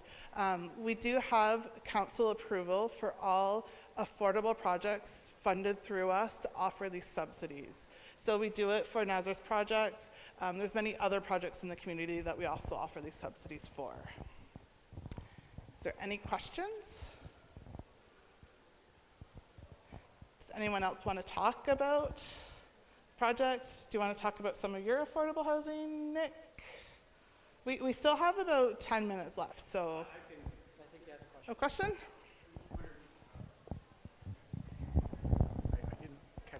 I didn't catch the very first part, but is there like a significant waiting list for this sort of housing? So of Nazar's 14 units on this property, 5 are filled by Community Living, who maintains their own wait list. 5 are filled by LCDS, who maintains their own wait list. And the remaining 4 are filled through the social housing wait list. So right now for the social housing wait list, we have about 450 people on the wait list, and our average wait is about 2 years. Given that the Copeland project is a brand new build, fully accessible, utilities included, laundry on site, all those reasons, it is a very popular location. So I would anticipate the wait for housing there would be longer. But because it's only been occupied for a year, occupancy was just January of 2018, we really haven't had enough time to really judge what the wait will be for that property. I don't think we've had any turnover there yet. So the 14 people that moved in are the 14 people still there. So I anticipate it will be a long wait. I don't know if John and Nick want to talk about your waits. Well, the waiting list we have would be the same with, we share with LCDS, because we serve the same population, and I think there's about, from some degree of housing, from 24/7 to some more supports of 4 or 5 hours a day, or 2 to 4 or 5 hours a week, or 4 or 5 hours a month. I think there's probably about 200 in this county, and that puts a lot of pressure on families, and a lot of those families are aging themselves, so to be going through an aging process yourself and having a son or daughter at home who might be also aging, it's horrendous pressure. So if we do get funding, we can only do it with funding for support dollars because all these individuals require support. Then the challenge gets to be where do they live? Because there has to be physical units, and this is where the partnerships come in with Nasser, and I think we were talking to Vision to see if there's some possibility down the road. It's just a matter of being able to access units for the right persons. And the end goal is to have them live a comfortable life and not end up in hospitals where suddenly if they have a fall, chronic care is needed, etc. So it's also about prevention as well. We'll be able to answer that. Sure. And from the LCDS perspective, so we can relate a little bit to the developer because we made a decision to try to develop and operate some of our own affordable housing units on our own and in some of our properties. So currently LCDS has 9 affordable housing units in the town of Petrolia. Again, typically we fill them with our own clientele, but we are getting to the point now where we are starting to see the community come in. So we can relate to Nasser's point. We are actually an affordable housing provider through the county. We take advantage of the bridge subsidy to assist some of the people that we support as well. So the other thing that we've done is we've entertained partnerships with Habitat for Humanity. I think we're entering into our 5th build with them in Corunna coming up. So we have tried to also be a little proactive to try to address the housing needs in the community. So perhaps if we can address some on our own, it frees up other resources for the rest of the community as well. So that's just another aspect of kind of how we've been involved in the affordable housing projects and developments through the county.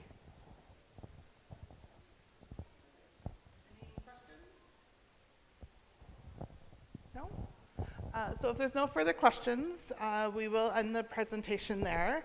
I will say that if anyone knows of any developers that are looking to make partnerships or of any agencies that are looking for developers, I'm hoping that this project will highlight the successes of that.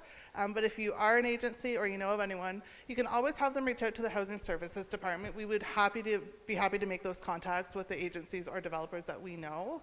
I know the challenge is always getting the developers on board. The agencies are always looking for the partnerships. So please send people my way and I will be happy to make those connections. So I want to thank Nazar, John, and Nick for taking the time on behalf of the City of Sarnia Age-Friendly Housing Committee. Thank you for your time today, and feel free to ask questions after the presentation if any more come up.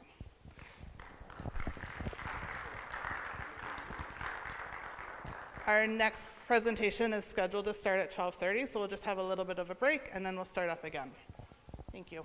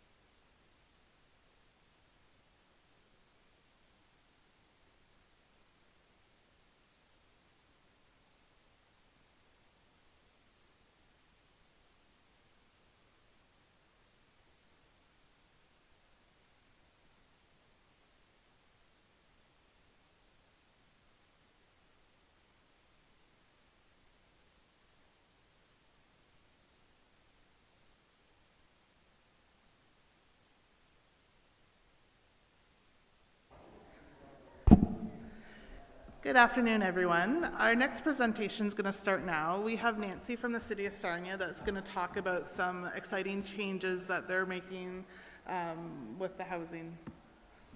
Thank you. What's that?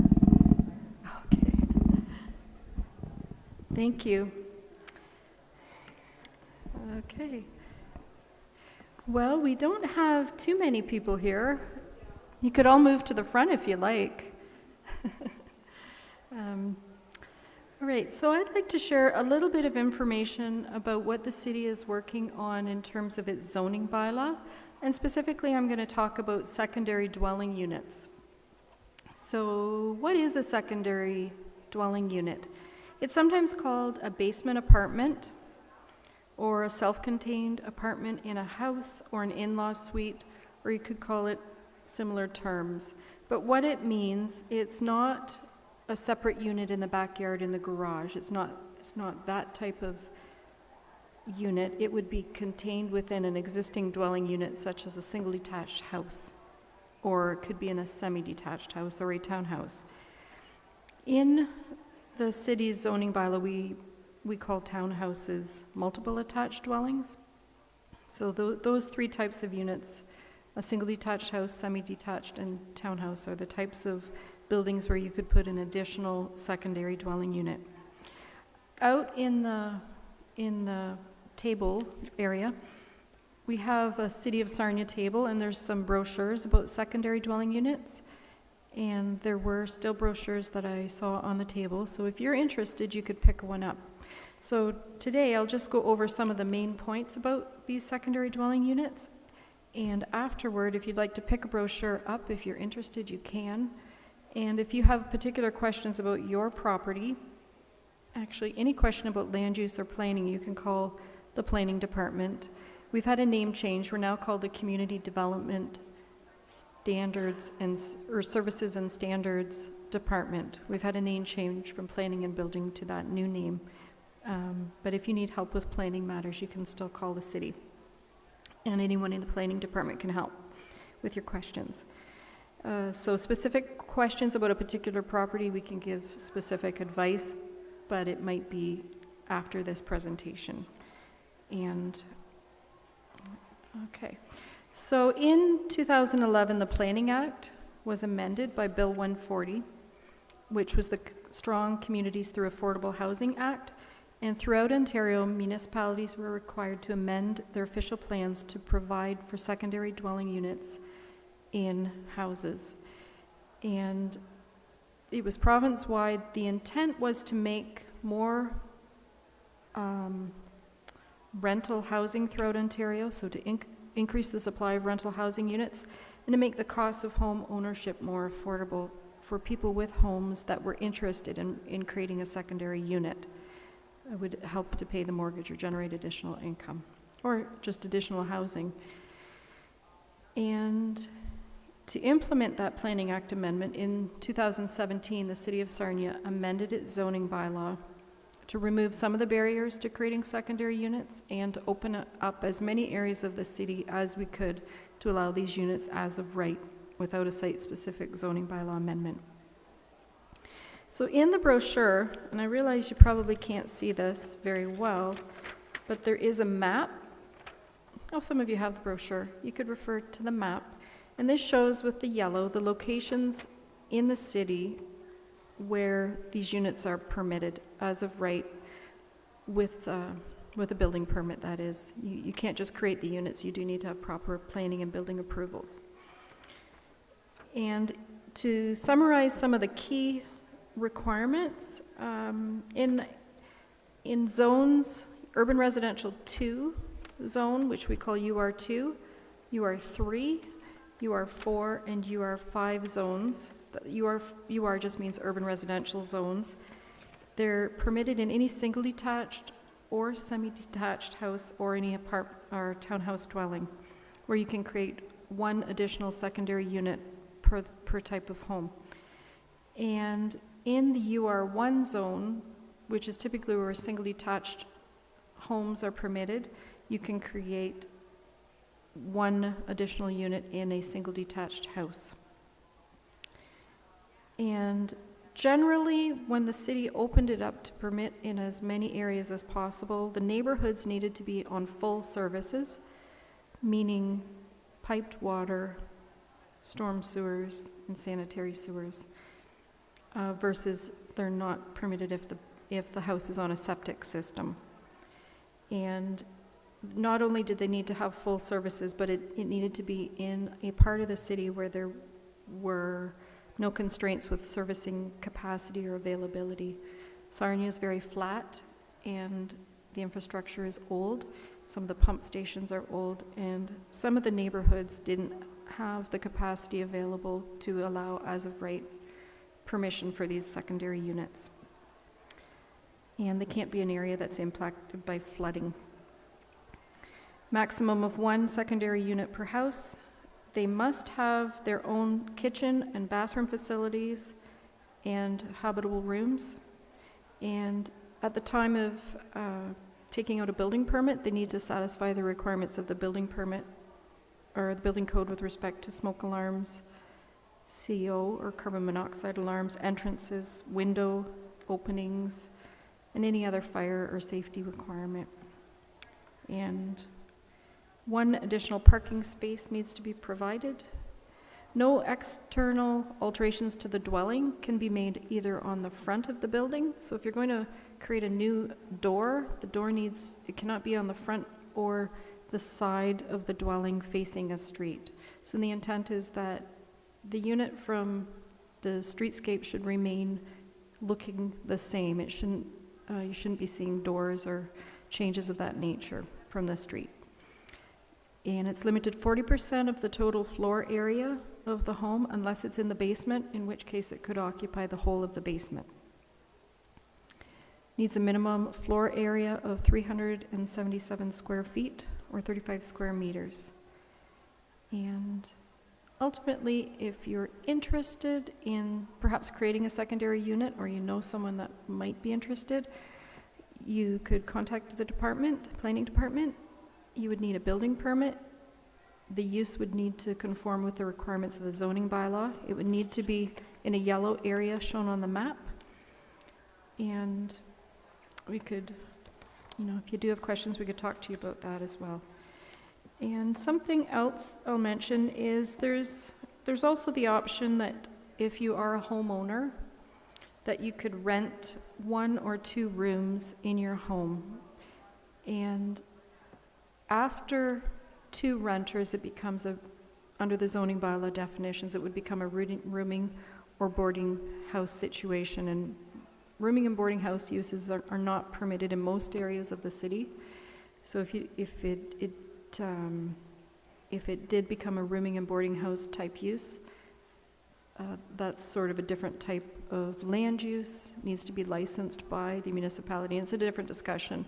But for today, this is a housing fair, and we're talking about different housing options. So that would be one possible option, is just renting a room to 1 or 2 persons from an existing house. And again, it's a good idea to check with the planning department before doing that kind of thing to make sure you're conforming with any zoning or planning requirements. So overall, the City of Sarnia has a new official plan. It was adopted in 2014. We're currently working on a new zoning bylaw, and it covers housing, and it covers all types of land use, so commercial, industrial, environmental. So if you'd like to know more about that, we could talk with you. And Tammy Ryle is here, and she's the Acting Director of Planning and Building, or Community Development Standards and Services. And maybe Tammy, you could come up because we could do some questions. If you have any questions, you could direct them to us. And we'll probably be at the table out back for a while if you want to come by and if you have site-specific questions. And thank you.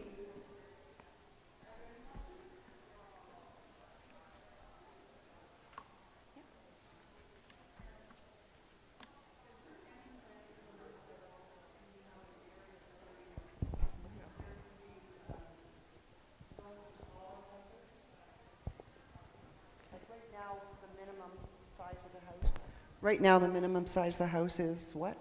Which, could you maybe so everyone can hear, repeat the question? Okay. I'm asking if there's any plans in the works for a bylaw change to the minimum size of a house that can be built. If there's an area of Sarnia where they would consider a bylaw where smaller homes could be built for people. Okay, so in the City of Sarnia zoning bylaw, many zoning bylaws have a minimum house size in terms of square feet. Example, a minimum of 1,000 square feet. And the City of Sarnia doesn't have a minimum floor area. It just needs to conform with the requirements of the building code. So for the foundation, the structure itself, room sizes, heating, cooling. So as of right, as long as it conforms with the building code. I've got a chunk of land here. If a developer came in and said, I've got a chunk of land here, and I want to build a subdivision or a smaller community of homes from 650 square feet to 900 square feet, that'd be okay with the city? As long, with respect to zoning, there's no minimum floor area or size requirement. There's maximums. Now, they would still need to conform with the requirements of the building code, and that's where you might encounter a minimum requirement in terms of floor area or the size of the rooms.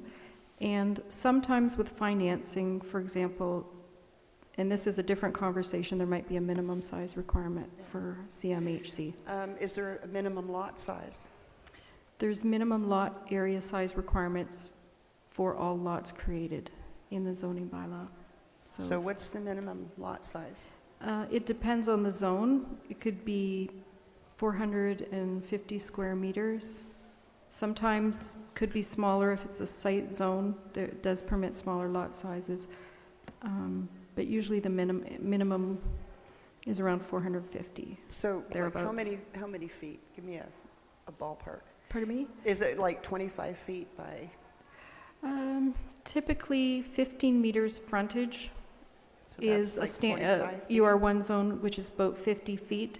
In some neighborhoods with a site zone, it could be reduced to maybe, thinking around 12 meters. There's a number of different zones in Okay. terms of what's But required. Newer zones, newer areas all some- have the larger. Yeah, some of the newer areas also permit, as of right, different types of homes and different size requirements.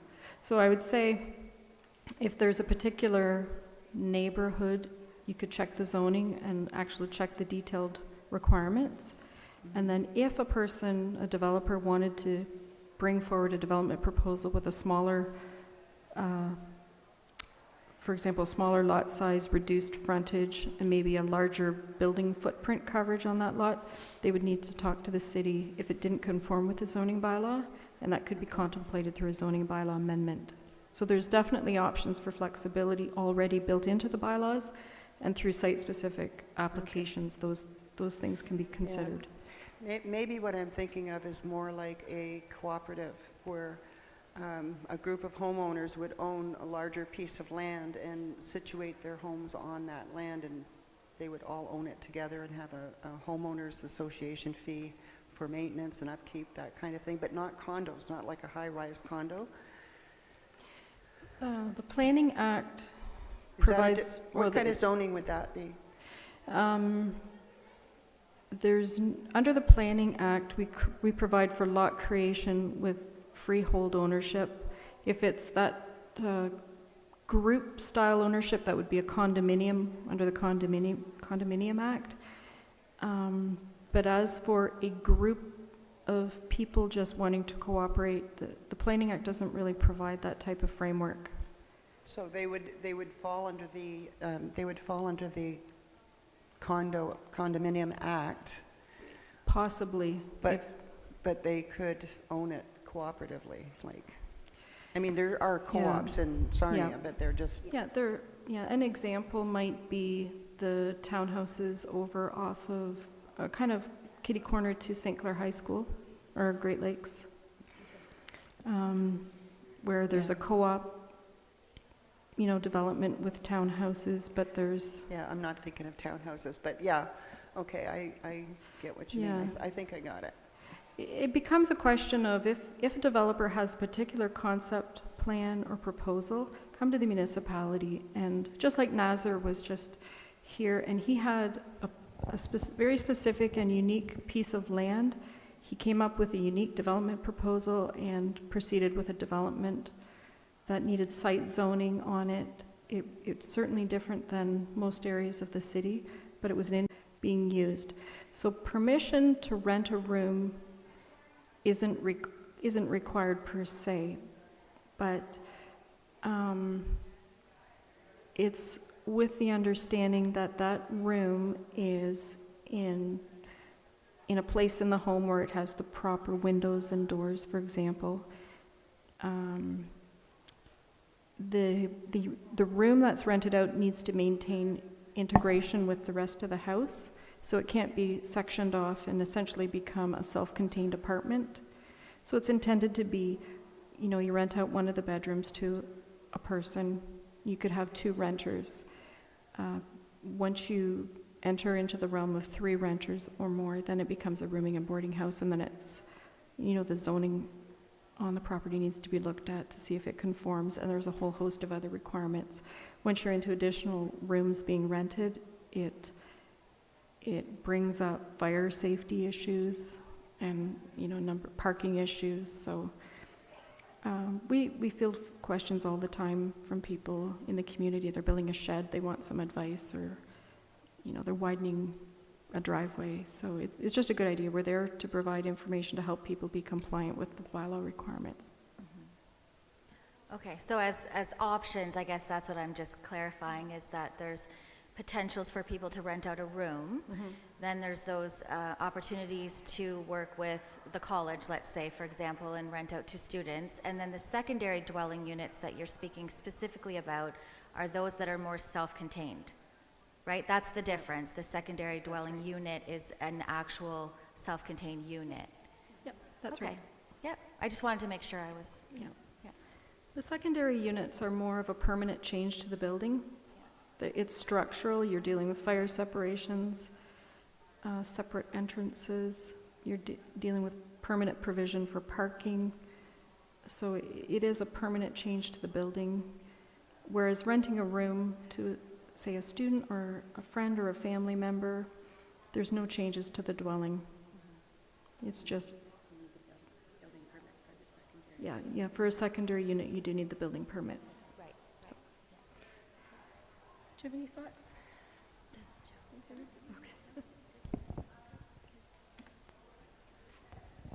Hi, I have one question. With the international students, I've had this more than once. One will come to look at the place and say, my husband's coming in a couple of months. Under the city, would that be considered, like if you had 2 rooms each for one person, but in one of the rooms they wanted to bring their husband when he arrives in Canada, so would that still be considered one person, or would that then be considered 2 people in one room, even though they're husband and wife? Yeah, the language of the zoning bylaw deals with persons. So it says the definition for a rooming and boarding house refers to 3 or more persons. So when the municipality reviews the comprehensive zoning bylaw, I keep hitting this, when we review the comprehensive zoning bylaw, we'll look at all of our definitions and we'll look at the language that we use and just seek to provide more clarity. But as it is at this point, it refers to persons. Okay, thank you. Okay. Any more questions?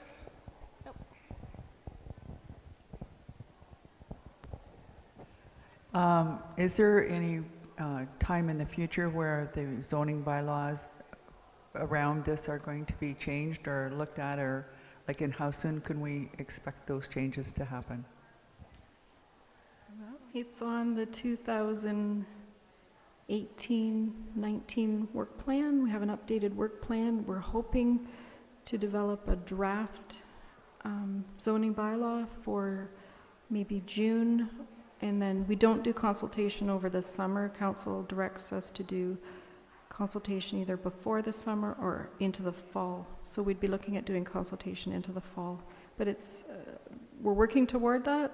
The planning department is also really short-staffed right now. We're down, what, two or three people at least. Tammy's doing 2 jobs. She's the director and the planning manager at this point, so we're working on it. Our target is to pass a new zoning bylaw about a year from now, and we will have public meetings probably this fall. And as Nancy mentioned, though, sometimes things get pushed on because of staff shortages, or with the new council, we might have other priorities, but that's our goal right now. Thank you.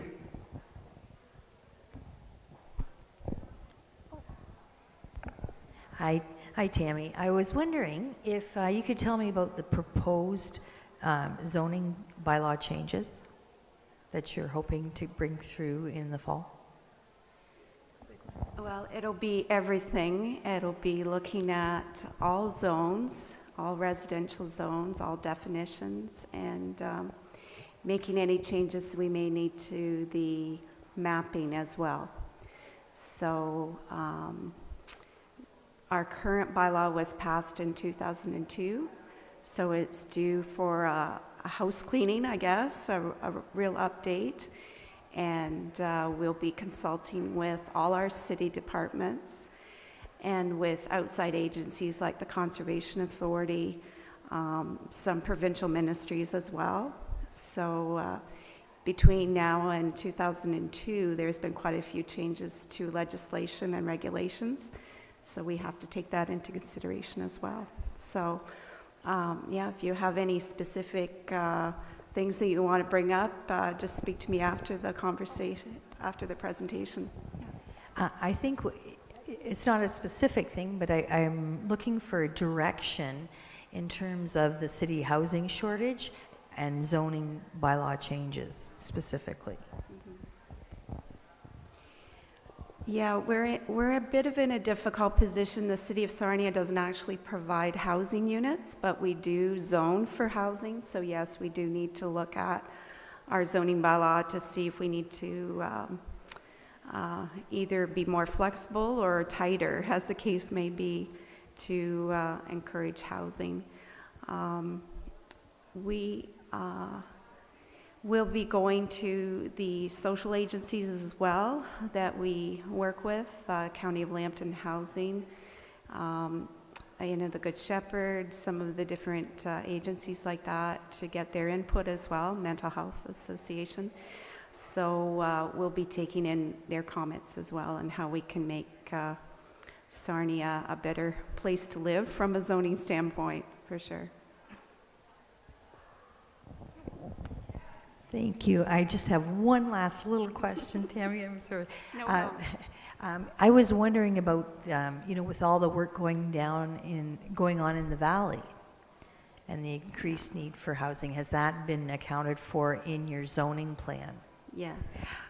We actually talked to someone from Nova yesterday, and we may be branching out to the real estate community as well as some of the other big industries to see what their future plans are. Nova indicated that what's on their website is what they're doing, is that they'll have quite a few workers coming in for the construction period. And then after that, there will be 175 permanent jobs created. And that will also have spin-off effects. So there could be up to 750 new permanent jobs created because of the Nova expansion. So that will not just be impacting Sarnia, it will go impacting the county as well. So yeah, that definitely is something that is on our radar, because there will definitely be a demand for more housing from all sorts, permanent housing right down to temporary housing. And we'll definitely need to think about that some more. We have a review ongoing right now called our Safe Housing Review. And we will be bringing back a report to council on that. And what that came out of was some concerns that our bylaw enforcement had with regard to rooming and boarding houses with many people living in fairly unsafe conditions. So our focus is not to, bring the hammer down on people so much, but just to ensure that everybody is living in safe conditions. And that's our focus, and we'll be continuing to make that our focus in the next little while. As we gather more information, we will be bringing back a report to council sometime this year on some possible solutions to that. Oh, okay. Yeah, I was thinking specifically of prefab homes, modular homes.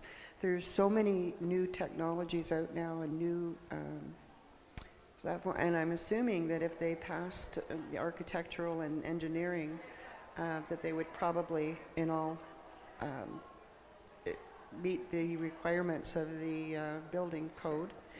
But my thought is that a lot of these new prefabs that they're talking about, like I said, are between 650, some might even be 500, but I'm thinking 650 to 800 square feet.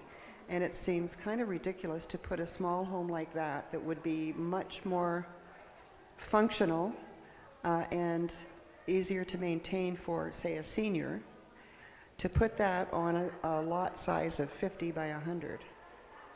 It's kind of counterproductive.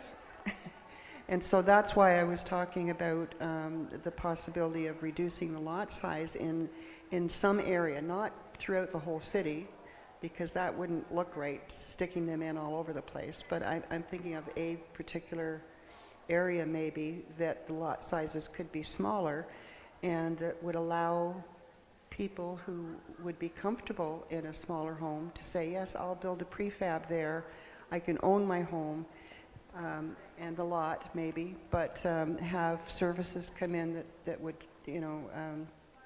cut the grass and that sort of thing. But the new prefab models are so maintenance free that they would make sense, and they really are affordable, as opposed to some people that talk about affordable housing starting at $150,000, $200,000. Some of these could be built for $75,000, and if you could get a smaller lot, to $100,000 to $125,000, a lot of seniors could free up that money, free up a larger home, move into a smaller home, and have money to put into investments that would help keep them in that home much longer.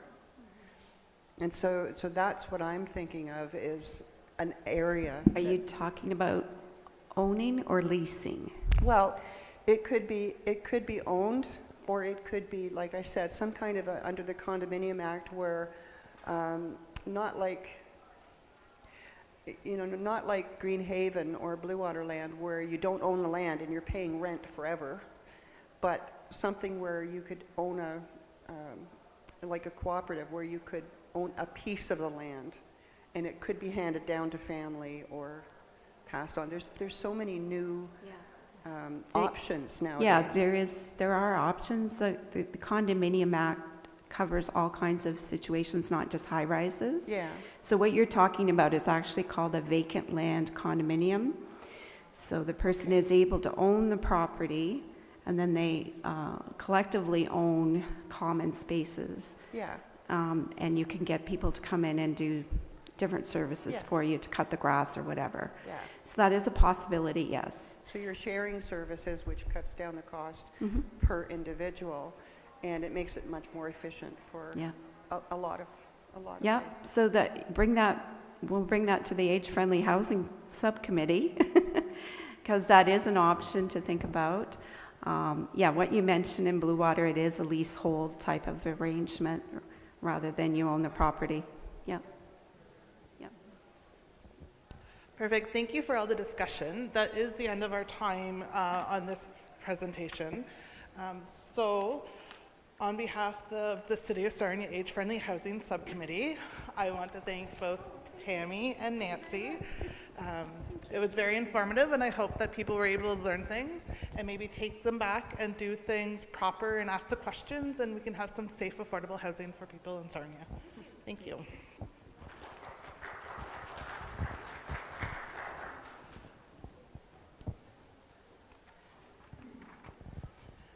So our next presenters are Lambton Elderly Outreach. We have Jennifer and Emma that will be talking about the Retirement Home Support Program.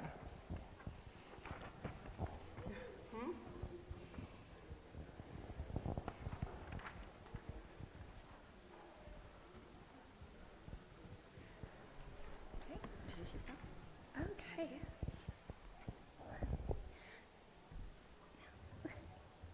So my name's Emma. I am the program coordinator for the Retirement Home Support Program at Lambton Elderly Outreach. And my name is Jennifer Mullins, and I'm the housing director at Lambton Elderly Outreach. So we're going to start off just with a little education piece on the differences between retirement home living and long-term care, or what a lot of people consider nursing homes. So there are a wide range of retirement homes, and they all provide care and services for residents with varying needs. Retirement homes can provide residents with housekeeping, meals, and laundry. There's also a social aspect as well. They do sometimes provide assistance with bathing, dressing, medications, medication reminders, wound care, supervision, and other services. That varies dependent from the different retirement homes, but usually those services are available as well. Retirement homes are privately owned. They are regulated and licensed, but they do not receive funding from the government.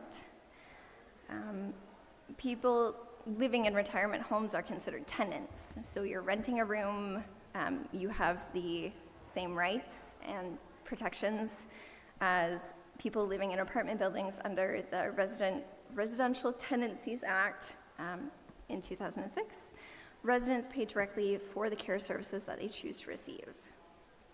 A new innovation that's come in that is great for people living in retirement homes is the Retirement Homes Regulatory Authority. So that is an association that they maintain an up-to-date searchable registry of any retirement homes in your area. So if you're thinking about, wanting to move into one, or maybe a loved one's moving in, you can go on there and you can check and see if they're licensed by the RHRA, and that kind of gives you a bit more of a peace of mind as well. Yes. And it also, on the RHRA, you'll be able to see, is their license in good standing? Are they up to date on fire codes and all of that stuff as well.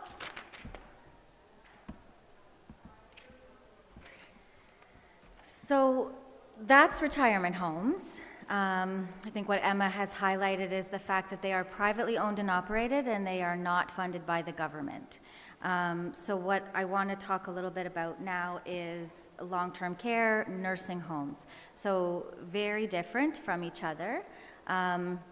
So I'm just going to go over a little bit to explain. So going into long-term care or a nursing home, what we're talking about is the fact that the personal care is what's funded by the government. So a person is responsible to then provide their accommodation for room and board. And the placement of those nursing home beds, I will say, is done through the LHIN. So the LHIN will have care coordinators that can assess and then can assist with those placements. So to talk very specifically about nursing homes, I want to explain the difference. So retirement home, think of it more as it is private market, so you are renting a room, you have more of the, somewhat more of the independence, where the idea is that you are able to live more independently. You have You can come and go. Obviously, they would like it that you kind of let them know there's a community atmosphere that happens, so people are aware of who's coming and going and that sort of thing. But it really is sort of pre the need to be living in a facility where it would require more of a 24-hour care type of a model. So a little bit more, I would say more intense services would be provided for someone that require a nursing home versus long-term care. You know, same sort of thing though, where it's all meals, there's the housekeeping, assistance with laundry, there can be more monitoring, supervision that would take place in a nursing home. To step back again to retirement living though, all of the retirement homes can be very different from each other. So there's also other housing opportunities in our community where we would call that seniors living. So they are not classified as a retirement home. They are not regulated by RHRA, but it's precursor to retirement home, but it's seniors living. So that situation might involve, you know, one sort of community meal that might take place during the day, but there's a lot less services there as well. But again, to go back to long-term care nursing home, whether it would be for the individual themselves or what I think Emma and I often see is when we're working with families, so whether it's spouses or caregivers, that they are the ones that are having to kind of make the decisions and arrangements for their loved one to be considering going into nursing homes and long-term care. So a lot of the same sort of structures are there in place, but again, to kind of reiterate the fact that these are government funded, and so they are coordinated through the LHIN. And then to step it back again to explain retirement living is anyone can approach any number of our retirement homes in this community and you know, request to have a tour and request all of these kinds of informations. They could make an arrangement, an agreement for tenancy. If there's a room available, probably right on the spot, probably place a deposit and you know, go about kind of that arrangement. Versus again, stepping over to the other side when I talk about accommodation in nursing home and long-term care, that is meant to be coordinated through the LHIN, again, because of the funding from the government. So to kind of recognize when someone would be needing to go into nursing home or long-term care, again, often, and I can only speak from my experience and Emma's as well with the sort of client population that we work with, a lot of times those signs are recognized by loved ones. So it's the caregivers, it's spouses in the home, or even our client demographic. We work with very vulnerable seniors in our community of a very low income threshold. They have typically had maybe some disabilities all along the way, some cognitive impairments and things. So they don't often recognize themselves that they require the high level of care that would be in a nursing home. So it's family members or community supports, those kinds of things. But it's when a person's pre-existing housing arrangements cannot accommodate to their needs. They cannot be safe in their homes. They really need a sort of 24-hour, consistent, at least, you know, body of people that are supporting them and providing personal care, or the consistency with medication dispensing, you know, those various numbers of things. So oftentimes it really is, what we see again throughout our program is that there could be a very sudden change in a person's abilities. It could be related to a various number of medical reasons, but typically, you know, there could be quite a slow decline, and then suddenly there's a really intense change in their medical abilities. Yeah, it's okay. So I'm going to carry on and just talk very specifically about our program.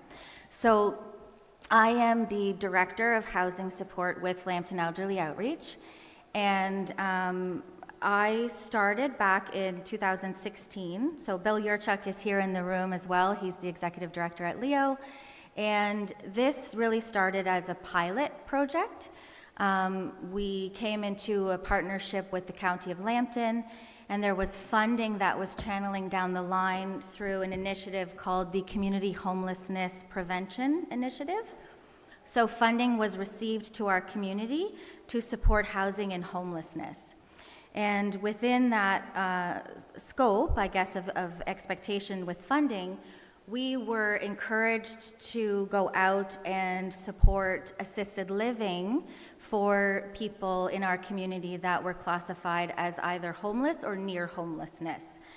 So in the program's early stages of development, there was a real obvious kind of identifier in our community that most people went from being able to live very independently, maybe being in their home and receiving supports that would come in, and then not needing what I've already talked about as far as 24-hour care and more intense monitoring, but they definitely needed assistance with medications, and they needed the stability that with managed meals throughout a day, and they needed someone to be there for safety purposes and that sort of thing. So, but as I've already stated, retirement homes are privately owned and operated, and I understand that at the end of the day, it's a business model. So, I mean, there has to be a bottom line where profits can be made.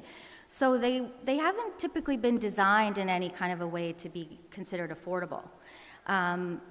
So the client population that we work with are seniors in our community, and I will say there are some that are not seniors but persons with disabilities, but they are on our very basic pensions.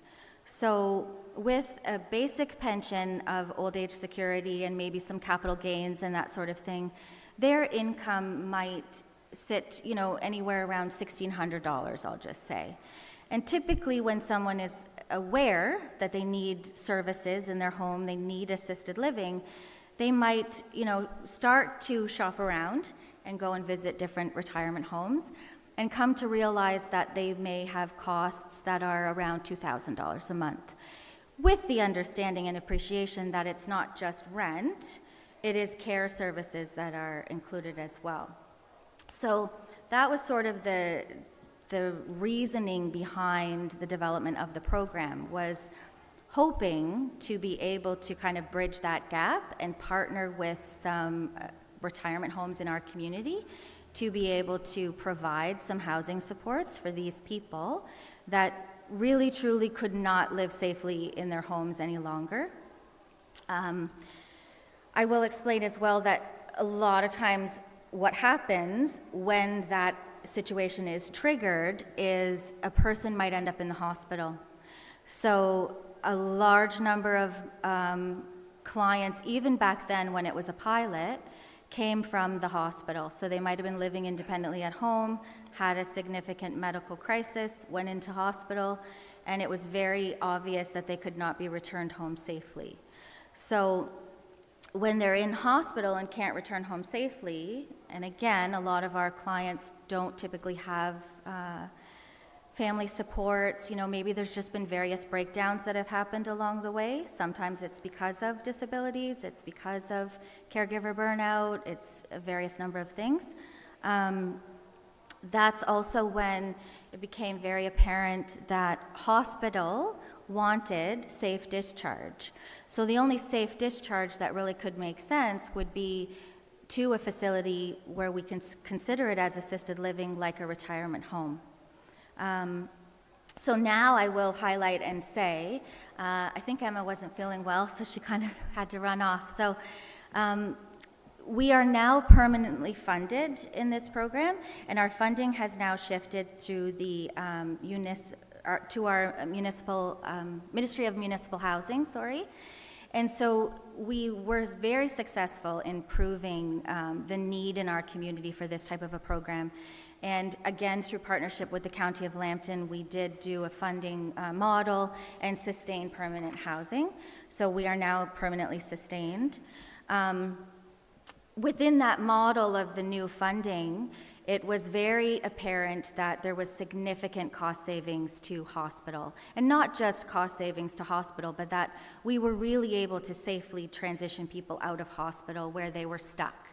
There's no other way to present it, but they truly were stuck there, and they didn't have supports, they didn't have anyone to be able to help to get them out to a safe place. So it was very obvious that that was our biggest success. And I think with cost savings to the hospital, it then, trickles down into other areas, which is fantastic for the community. So what our program provides is it's not just about a bed. It's not just about a subsidy. It's not just that people fall short. So if we're subsidizing maybe $400 a month, it's not just that. People that are in our program typically, as I've tried to kind of explain, they really lack other supports. They are very isolated. They don't usually have a caregiver. They don't usually have someone that can assist. Or maybe, as I've said, there's caregiver burnout. So within the program, where we currently right now have about 45 people that are active, we also provide wraparound supports for them. So they need help with ensuring that they file their taxes every year. So we work very closely with community members. We have a great relationship with the Inn of the Good Shepherd. They support, having taxes filed and that sort of thing, because we have to ensure that pensions are ongoing and are being received. And then, as well as that, people, once they come into the program, I'll very briefly explain the sort of financial piece. It's very similar to a basic level, I would say, of a stay in a nursing home. So it's a joint program of subsidy, same as what we've talked about earlier with the county and NASR's project, where we receive funding from the Ministry of Housing, and then the person also makes their contribution, which provides them with that autonomy to know that they are truly a renter in a retirement home. So they make their contribution, and then we would top it up. So as I gave the brief example, if we were topping it up maybe about $400 a month, the person really, based on the contribution that they're making, they're left with, a personal needs allowance. So there's kind of a small budget that's left over for them on a monthly basis to be able to maintain small personal needs, that kind of thing. So we recognized very early that the program could never be sustained if we didn't also help with transportation. So we partnered with Red Cross, another great community partnership where we're able to kind of move some funds around and be able to provide transportation for these persons in our community. So then we learned it's not just about giving them a ride. A person doesn't just need a ride to their medical trip. Sometimes if they've had a significant medical crisis, or if there's slow progression of some cognitive impairment, they also can't manage the appointment themselves. So we also provide attendance.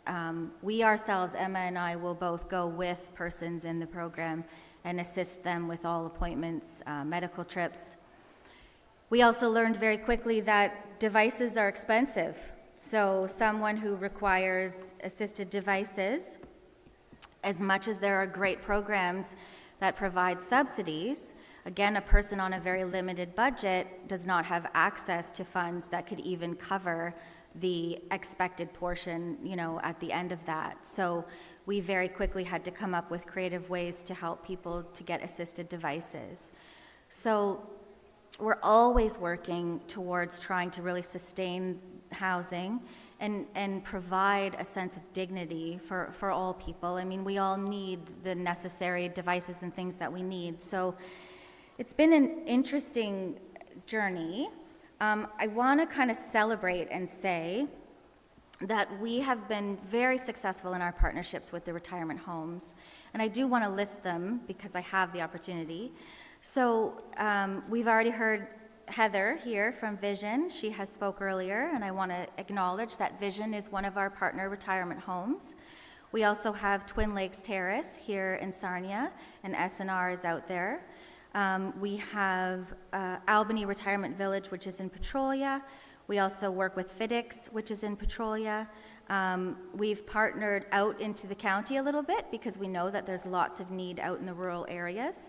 So we work closely with Country Manor Estates in Thedford, Wallsburg Retirement Residence in Wallsburg, and Oaks Retirement Village as well in Wallsburg. So the program has really branched out, and we found along the way that some residents here in Lambton County might have had family that lived out in Chatham, so they could be better supported if we got them closer to family out in Chatham. So that had a lot to do with our partnerships. So briefly, did you want to come back up? Okay. I really moved around. I didn't follow this very well. So if you just want to maybe just highlight why housing is important, and then we'll give it 5 minutes for questions. Sorry, a bit of a diva, needed an outfit change. Okay, so, did you already go through that? Just talk about why housing is important, I think is good. All right, so I am going to give you a little, well, fun trivia, but fun facts. Why is housing important? So if you have stable housing, it improves your health conditions, health outcomes. You're able to seek educational opportunities. You're able to maintain employment. And then you can participate socially as much as you want, whether that's volunteering or, hanging out with friends, acquaintances, seeing family. Housing is a key determinant in health outcomes. So it reduces your stress because you know where you're sleeping at night, you know you have a safe place to go to, that's your space. So safe and appropriate housing is fundamental for survival, physical and mental health, social inclusion, and participation in community for seniors. Inadequate housing for seniors is strongly linked to a range of detrimental outcomes and contributes to high costs of social services and health care. Because if you're stressed, you're going to get sick. Usually, at least I do. Caregivers of at-risk seniors living in inadequate housing face negative health and financial outcomes as well. And this is all part of the housing first, housing right mentality. So right housing positively impacts economic participation and growth, so it betters our community as well. And on a very, very last note, and then I'll just open it up if there's any questions, but just to highlight, so we have supported 62 people in our community, and I really, truly want to say that that's a celebration of this community to just demonstrate partnerships and the fact that people really do care. So we've supported 62. We have 45 active in all of our various homes now, and I can say that we have 100% sustained housing for these people. So again, not to deny the fact that we had to add a whole bunch of extra services and layers to this, but we have had 100% successful housing for them. So I don't know if there's any questions about the program or anything else that we've talked about.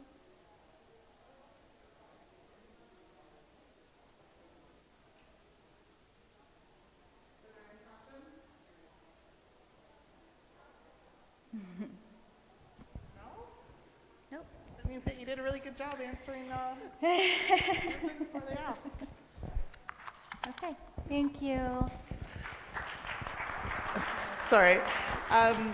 So I would like to thank both Jen and Emma, who are both on the Housing Subcommittee anyway, but on behalf of the City of Sarnia Age-Friendly Housing Subcommittee, thank you for your time.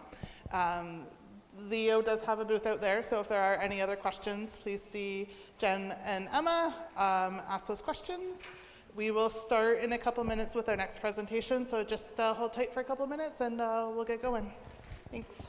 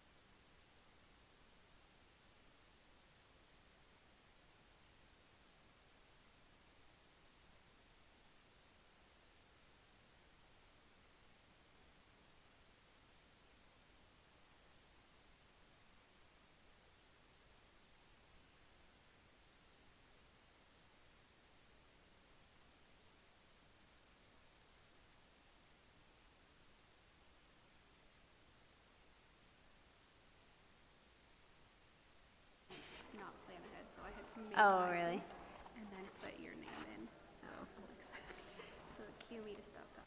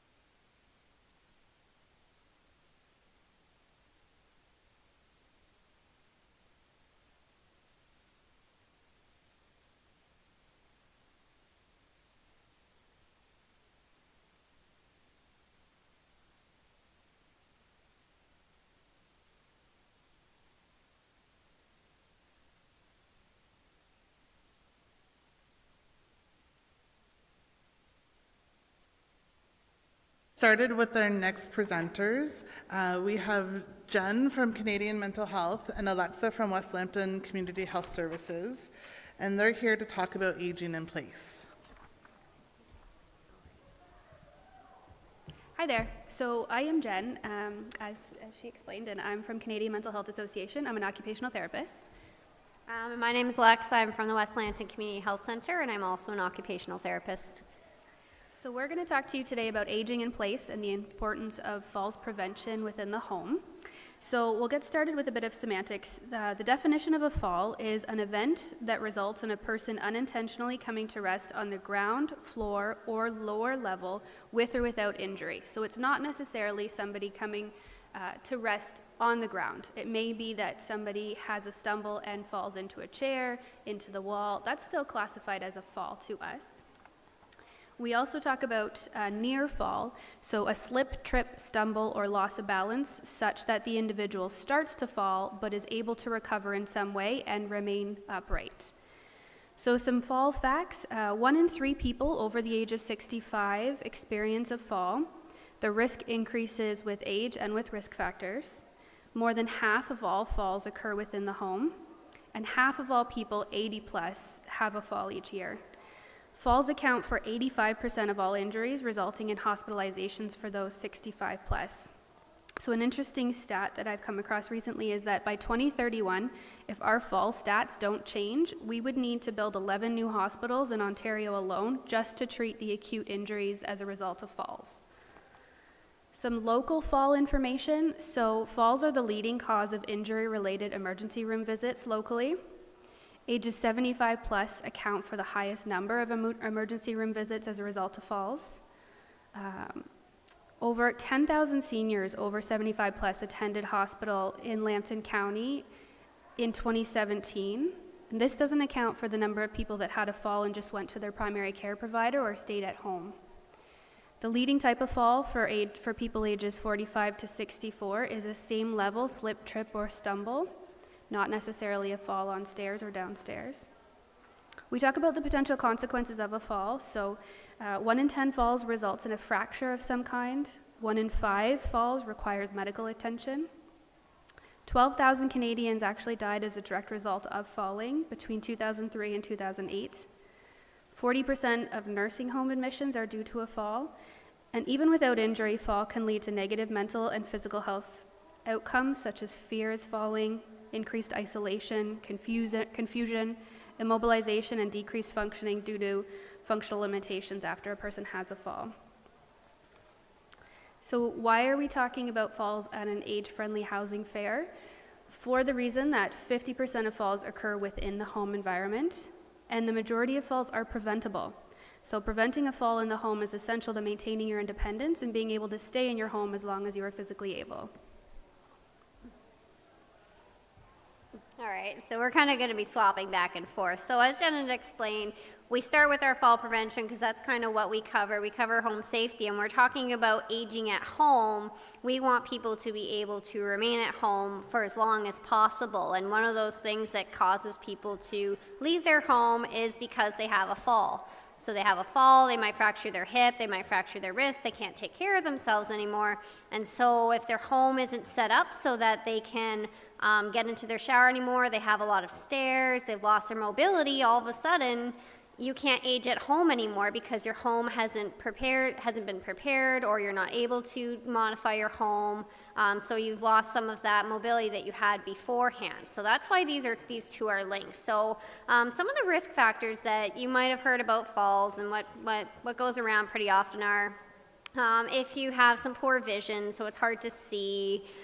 Some things that people get told a lot is if you have any dizziness symptoms or new ones that come up, like you're on a new medication and all of a sudden you're dizzy all the time. We talk about risk factors like not being active. So if you have a home that has a bunch of stairs and you want to stay in that home, we need to make sure that you are active enough that you can manage those stairs for as long as possible, because making modifications to that home can be quite difficult and pretty lengthy. So it's a lot better sometimes to try and work on your mobility yourself and your health so that you can remain in your home.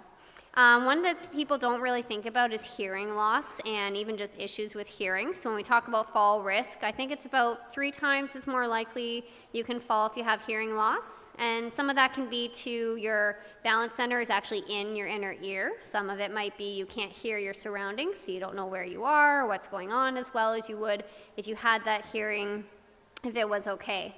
So one of the things that we talk about that that goes in and around for home safety and just in general for falls is your risk factor for yourself, so your behavior. So if you know that you're carrying your groceries inside from your car and you can't see your feet and there's something on the ground and you happen to trip on it, if you're walking around at nighttime and you don't have any lights and you're like, oh, I've lived in this house for 50 years and I'm just going to go to the washroom, but I really have to go, and there's no lights, you might just trip on the edge of your bed sheet, you might trip on, you might hit the wall. It's one of those things where you're not really thinking about, where everything is. You're just like, it's the middle of the night, I got to go to the washroom, I'm just going to go. And that does happen quite frequently. People trip all the time on things that are there and they've been there for 40 years, but it was that we weren't really paying attention, we didn't have those lights there. And again, it all comes back to how do we age at home and how do we make sure that we don't fall so that we can make sure that we are as safe as possible in our homes and we can stay there for as long as possible, because that's ultimately what our goal is. And even as a healthcare system, we want people to stay in their homes. So we're going to look at how do we do that. And it does start, for a lot of our seniors, it starts with fall prevention and it starts with home safety. And then it goes from there into how do we make our home accessible for us and how do we plan ahead for the next few years to make sure that we can stay in our home for 10, 20 years, however long we can. So we're going to go into just a little bit of home safety in terms of your different rooms, what you can do to think about, okay, if I want to age at home, what are some quick recommendations I can do and what are some long-term changes or modifications I can make to my home? So you can jump in for each whenever. So starting with your bathroom, so making sure that if you're going to age at home and you're thinking about your bathroom, can you get in and out of your toilet? Or your tub, your toilet. And can you get in and out of your tub? Do you have a walk-in shower? Are you able to have enough space that if you can't get into your shower, you could put something? So there's which room is it back there?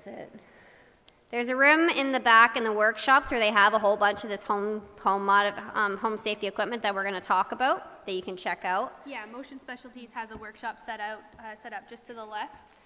They have a lot of their bathroom aids out on display, so you can have a look at what it would look like, what the size of the equipment is, and they can give you an idea of the pricing for the equipment as well.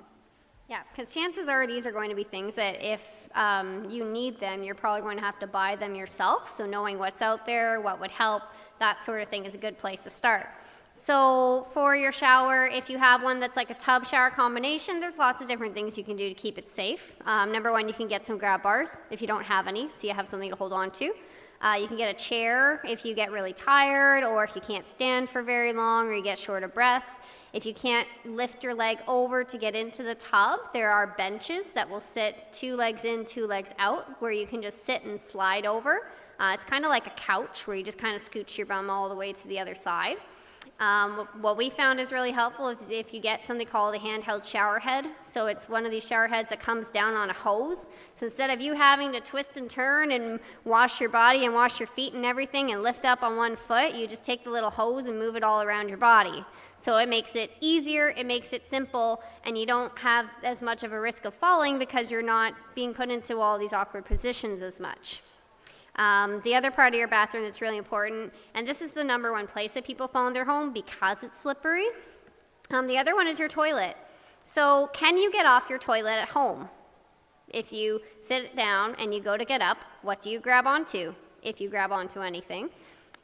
Do you have to do the backward and forward rocking motion to get off that I've seen quite a few people do, right? You're getting that momentum. Because what happens is if we have some issues with dizziness or we have some issues with not being as strong in our legs as we might want to be, we might actually end up stuck on our toilet. And nobody wants to be stuck on the toilet, trust me. So it's kind of like thinking about, okay, can I get off my toilets and can I do it easily? Because the last thing you want to do is do this little momentum rocking thing and hit face first into your tub. And that does happen. Trying to get off your toilet and falling right back down happens. So it's looking at the height of your toilet and what can you do. If it's beside a tub shower, you can put a little bar on the edge of your tub that you can hold on to. If it's beside a wall, you can put a grab bar up. If it's low, you can either buy a new toilet that's higher. They sell quite a lot of those in the hardware store now. You can get what's called a raised toilet seat, which is just a little attachment that goes on top. You can get little arms for your toilet, so it's kind of like a chair that you can push yourself up. There's probably tens of thousands of things that you can actually do to your toilet, believe it or not. It's just like, it's coming to realize that, okay, can I get off this toilet? Is it easy? And if it's not super, super easy, what can I do to make it easier? Because you don't want to get stuck on it, and you don't want to fall off it, because nobody wants that. And the thing is that a lot of us go to the washroom in the middle of the night. So this is where a lot of falls can happen, because we're not thinking, and maybe we're a bit weaker because it's nighttime and that sort of thing. So again, nobody wants to get stuck on their toilet. So think about it when you go back home. How am I forgetting off my toilet, and can I change any of this to make it easier for me? Because why take 20 minutes to get off a toilet when you can take 20 seconds? Anyways, I have a big spiel on toilets. So the second biggest place that you can find in the home where you might have some issues is the bedroom. So a lot of people fall in their bed because their bed is either too high, so they're like jumping into their bed trying to get off, or it's way too low, so they're trying to get off of their bed and they can't manage to stand up.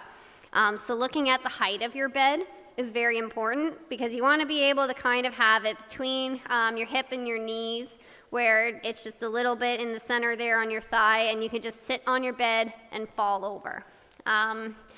When you're getting out of bed, there are rails that you can get on the edge that's like a little M shape. It's called an M rail, and it's just a bed rail, and all you do is use it to pull yourself up. So if you need help pulling yourself out of bed or steadying yourself as you're going to stand up, they're a great little item that you can put that just sits underneath the mattress and on top of the box spring. What I will say for bed mobility is it's very hard to get something to help you turn. I really haven't come across anything that helps with that, so most people will stay on one side. And lifting your legs into your bed, also difficult. It's one of those things where they haven't really invented too many devices to do that. So if that's a difficult part for you, if you have somebody else who can help you, or if you put it lower to the floor, then you might be able to have more of a chance of getting your leg up. But there really isn't too much out there for that, so it's keeping in mind, well, if you need that or you need that assistance, there are different kinds of beds that will lift and pull you and that sort of thing, and looking into it that way. Do you have anything to add? Okay. The other room that we kind of talk about is your living room. So looking at, this kind of goes along with the bedroom, it's looking at what kind of surfaces you sit on all day. Can you get off them? Can you get off them easily?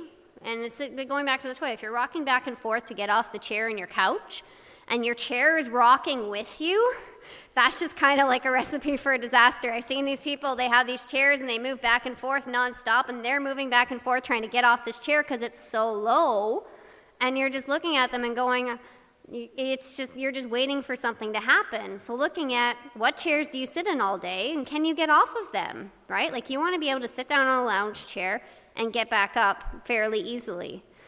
So looking at the height of the chair, if it's too low, it's a lot harder to get off of. If it's very pliable, it makes it harder to get off of. So having a nice firm surface that's high enough is very helpful. Looking at if it reclines all the way back, do you have one of those lift chairs that can push you all the way up? So if you can't get out of a chair, do you have something that can push you all the way up? They do have those. They're fairly expensive, which is why people don't tend to look at them until they're in those later stages where getting off of chairs is just too difficult, so they have the chair get up for them. There's things you can put on your chairs, like furniture risers. So there's little, and this is for couches too, if you have little pegs underneath, it's like a little wooden box or a plastic box that you put underneath, and it just raises your furniture. So instead of having to go out and find a new chair, say you have a favorite chair, you really like it, or a favorite sofa, you just get these little blocks, you put it underneath, and it just raises it up so that all of a sudden you can get off it really easily. So there's lots of simple and little intuitive things you can do to make it easier for you to do everyday things. It's just kind of knowing about and knowing where to look and realizing when you might be having some difficulty and kind of going from there. Some people will put in poles or these little bars on their couches to help them get off. I don't find them the greatest use because then they're stuck there and they can't really move. So I don't tend to recommend them, but some people have found that if their couch never moves and they put a post right beside it, it's great to pull themselves up off of. The other big place in the home is the basement. So looking at your stairs, looking at whether you can go up your stairs, whether you have a railing on your stairs or a bar to hold on to. I found that people tend to trip on the ones that are 1 or 2 stairs versus the full flight. Because again, it's that maybe we're not really paying attention and we're just going down 1 stair or 2 stairs out the side door, and all of a sudden we kind of fall over. So looking at if you have a few stairs, do you have something to hold on to, especially if you're carrying in groceries or carrying laundry, that sort of thing. So looking at what kind of little problems you might have, and then there's a whole lot of devices you can get in modifications. It's just kind of knowing what the problem is or where it is and then going from there. So we wanted to talk about, I'm going to go into the next section. That kind of covers your basic home safety. There is that workshop that has all that equipment. And then we also wanted to talk about housing transitions. So looking at what do we look for when we're trying to purchase a home or trying to modify our home that is age friendly. So looking at if we want to age at home, say we already have a home, we know about these equipments, what are some other things that we might need to think about when we're looking at aging at home? So say we want to stay in our home as long as we can, we have all these little devices, but what are some other things that we have to think about? So you can start. Sure. That one. So when considering your floor plan, if you have a 1-floor home, that's mostly accessible for clients that have mobility issues. But what you need to think about is the entrance as well. Most 1-floor bungalows have 1 or 2 steps just to get into them. So if you're planning to age in place or you have mobility issues to begin with, can you maneuver that 1 simple step at the front door? If not, then you have to consider a ramp. So ramps have specifications that they need to be built upon, whether or not there's enough space for the ramp, whether or not you have the funding to install the ramp. So the ramp can be upwards of several $1,000s to actually install if necessary. If you have a home that has stairs, you can consider a chair lift that would take you up and down the stairs. Again, that's going to set you back a couple $1,000s, but is it worthwhile for you in the end to be able to access all areas of your home safely? With regards to the bathroom, as Alexa mentioned, that's a high-risk area of the home. You want to ensure that the area is large enough to accommodate a walker or wheelchair comfortably. Doorways need to be at least 32 inches, preferably closer to 36 inches, so that they can be a wheelchair and walker can be maneuvered in and out safely. Also, is there enough room in the bathroom area to do a transfer? So if you have a loved one or yourself needs to transfer from that wheelchair to a toilet or commode, is there enough room to do so safely? I talked about the entryway in terms of steps needing to convert stairs into ramps. That's essentially what you need to look for when you're looking at whether or not your home is safe to age in, or if you're looking at moving to a new home that is more age-friendly, some factors to consider.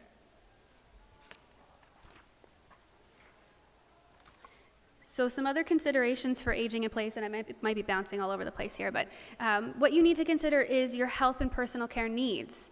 So you could make the place as accessible as you need, but do you have the supports in place to provide you additional help if you're not able to do the things you need to do in your everyday life? So we focus on activities of daily living, which include bathing, dressing, meal planning and preparation, laundry, housekeeping, all the things we do in our everyday life that keeps us going. Do you have the support to be able to help you with those things if you're not able to do them anymore? The availability of family supports. If you can't do it, do you have family who can do it? Looking at your finances. So do I have enough money to be able to pay for somebody to provide me that support in home so that I can age safely in place? There are government programs, but not everyone qualifies for them. So we need to keep that in mind as we plan for aging and plan for staying in our home. Yeah, so I was just going to say, one of the biggest things I find when people think about aging at home and they think home safety, everything's concentrated on the house. And a lot of people forget that there's a lot of things outside of the house that also have to be taken care of, because as we get older, it's harder to clean our eavesdrop, it's harder to mow the lawn, it's harder to shovel the snow. If our laundry is downstairs in the basement and we can't do stairs, all of a sudden we can't do our laundry. If we can't vacuum all day or mop the entire house because we have a giant house, a lot of these things can just change because we can't manage it anymore as we get older, but then do we have the supports, and have we thought about how are we going to get this done now, right? So like Jen was saying, do we have family that can help? Do we have money saved away that we could pay for somebody to privately come in and do this for us? Because it's one of the things that actually can cause people to leave their home and go to a retirement home or a long-term care is the fact that they don't have family and they didn't have that extra money to pay for those services at home, so they had no choice but to move somewhere where all of that could be taken care of for them. So even if they love their house and they love being there, they can't maintain the actual physical structure, so they had to move. So it's thinking about, okay, if I want to stay at home, I also have to take care of that physical structure, which means that, you know, having money saved away, having people around that might be able to help is one of those things that you actually, it's a really good idea to start planning for as soon as possible. Yeah, and when we talk about the cost of aging, it's not always something we think about. We think about planning for our future and planning for retirement, but are we planning for needing some additional support in our senior years to be able to stay at home? So when we talk about home modifications to improve accessibility, we touched on this a little bit. Bathroom modifications would set you back several $1,000s if you look at converting a tub shower into a walk-in shower. If you need to install a new toilet, it could be a couple $100s. If you need to install a stair lift, you're looking at about $3,000 for installation and maintenance. A ramp at the front entrance is likely to set you back about $1,000 once you buy the supplies and have a reputable contractor install the ramp for you. Then you need to consider the care at home. So as I mentioned, the LHIN may assess you for eligibility for personal supports within the home.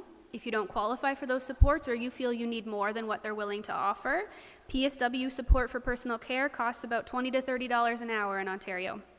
Housekeeping services to help with managing or maintaining the home would be a minimum of $14 plus an hour, depending on the services that you would qualify for financially. Home maintenance, looking at somebody who can come and shovel your driveway and cut your grass and clean the eaves trough and clean the windows, minimum of $14 an hour and up for a service such as that. So those are some things to keep in mind if your plan is to age at home that you need to factor into your budget. When you consider that, and a lot of our clients consider that and think that's just too much money, then we need to look at, well, what is the cost of retirement home or long-term care? So a basic room in a long-term care home, which is 2 or more people in the room, is $1,848 a month. A long-term care private room is $2,600 a month. So whether or not you're able to manage while staying at home and paying for some supports in home versus the cost of full-time care at long-term care. There is some information on government websites about the cost to the government for aging, and it has that a hospital bed costs them $842 a day.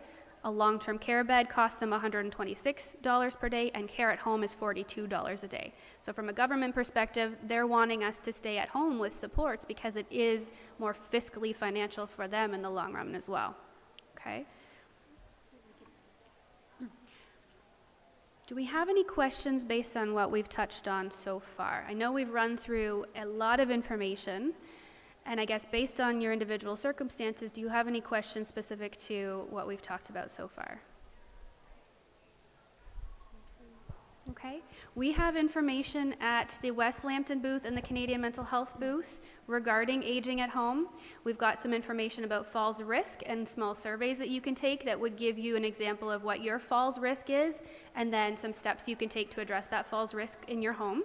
We also have an aging in place survey that has a really great thorough questionnaire about how accessible is your home and what are your healthcare needs that would allow you to plan for aging in place as well. Okay? Thank you. Are there any questions before we end the session? No, perfect. You guys also have a workshop room? We actually moved it to the booth because we weren't getting a lot of people out, so we have the information at the CMHA booth at the front or the West Lambton booth that's about 3 rows in. Perfect. Yeah, so if you have any specific questions, we'll be around. You can come and ask us, that sort of thing, and thank you all for listening. Thank you. So on the behalf of the City of Sarnia Age-Friendly Housing Subcommittee, I want to thank both of you for taking the time today. So here's a thank you card. If there's any questions, please find them out at the tables. We will start our next session in a couple minutes.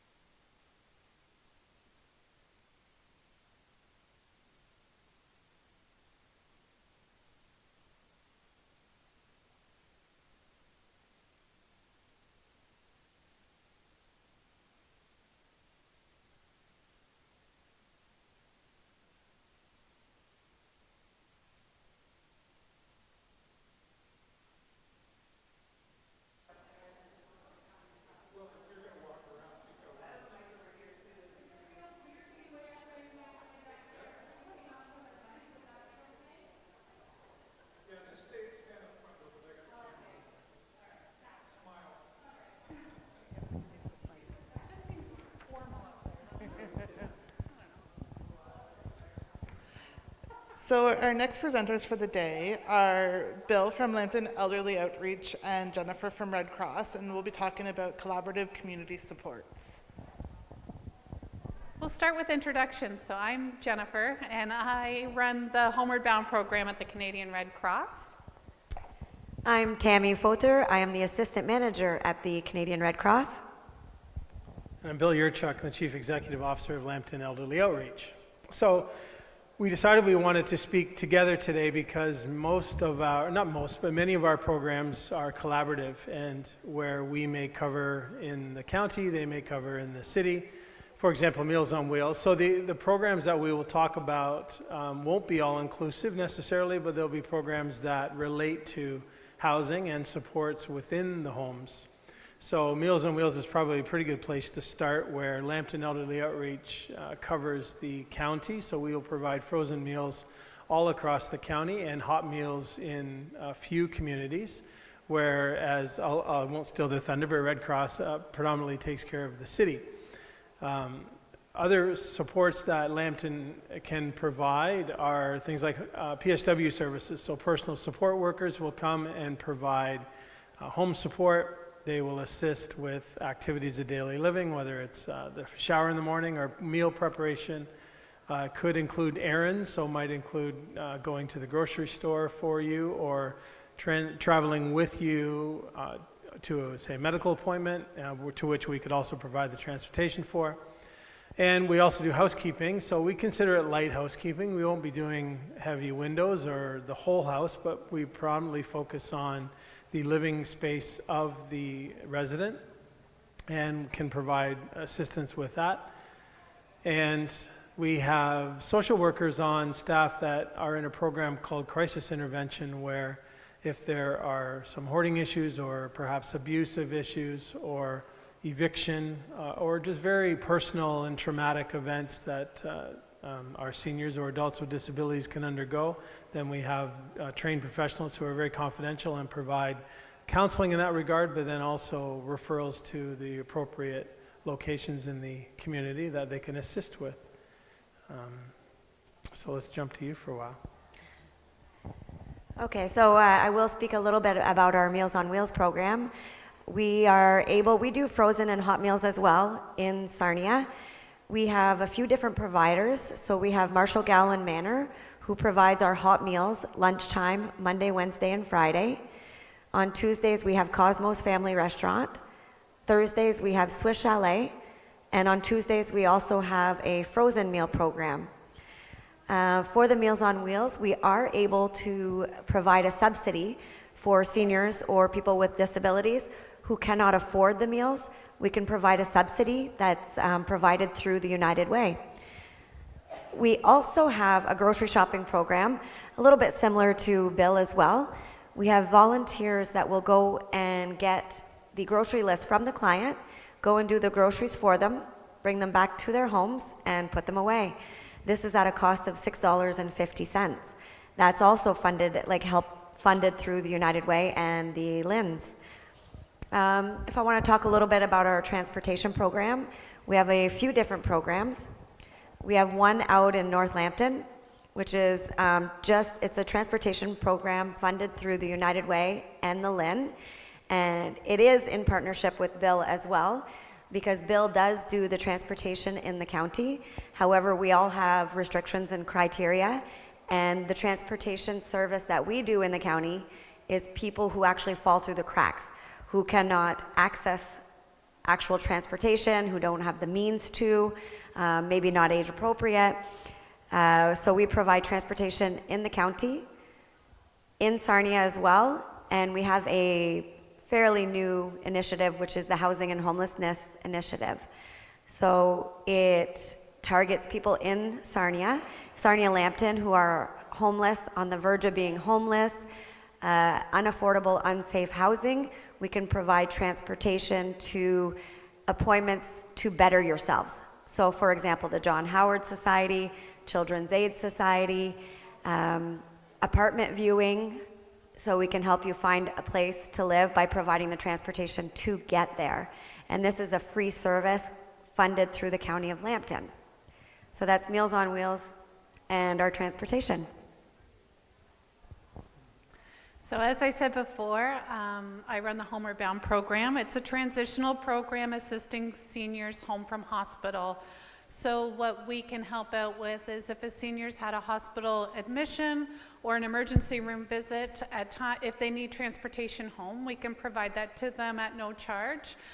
We also provide 2 days worth of frozen meals out of our Meals on Wheels program, but it's funded already, and we kind of have an inventory, so it's free of charge to the client as well.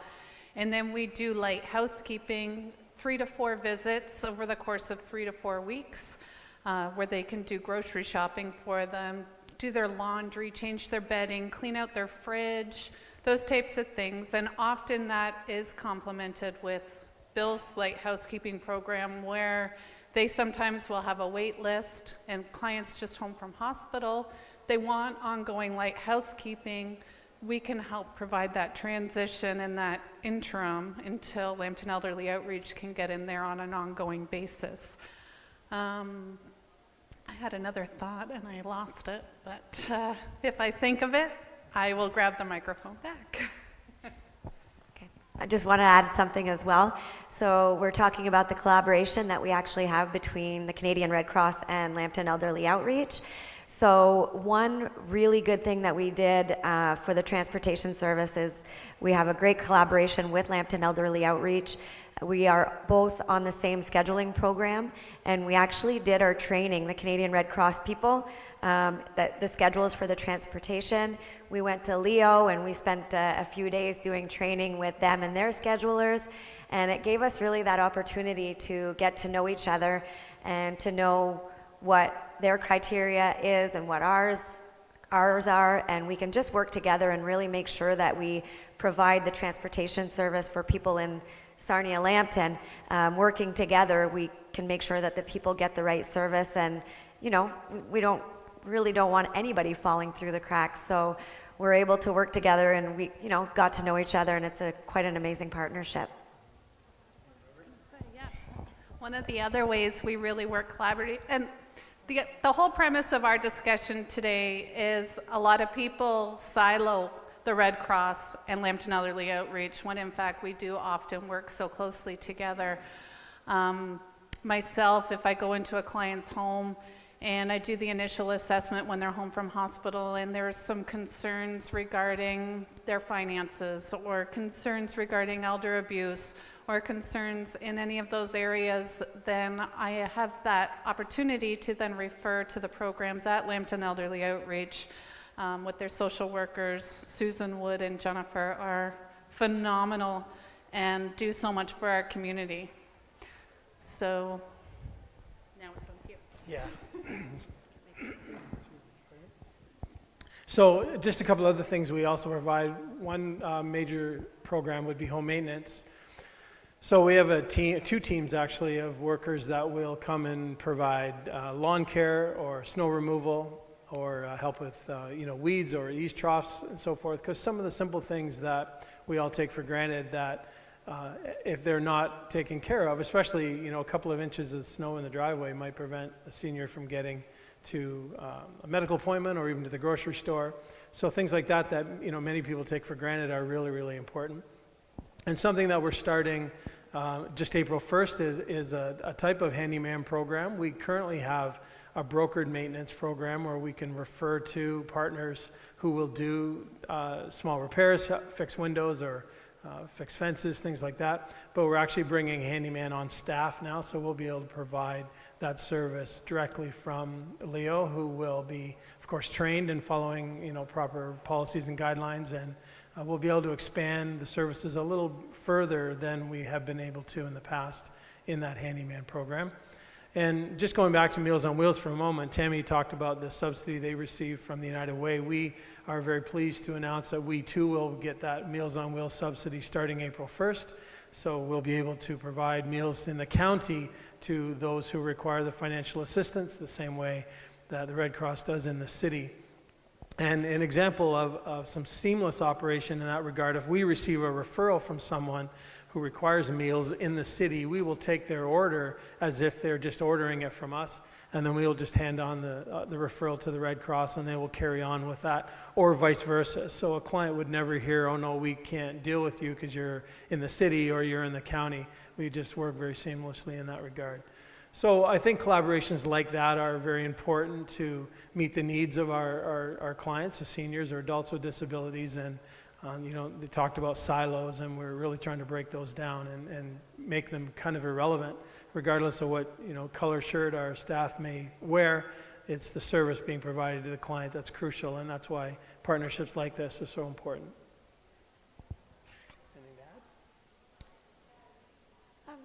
I guess just to go further again with the Meals on Wheels, because I do feel that that is a program that is super, super important for the most vulnerable in our community.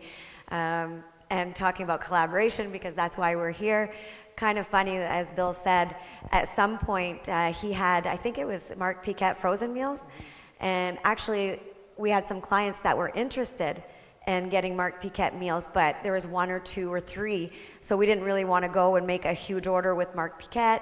So Lambton Elderly Outreach, we'd order for the client through Lambton Elderly Outreach, and they would actually come and deliver to the Red Cross, and then we would make sure our clients get those meals.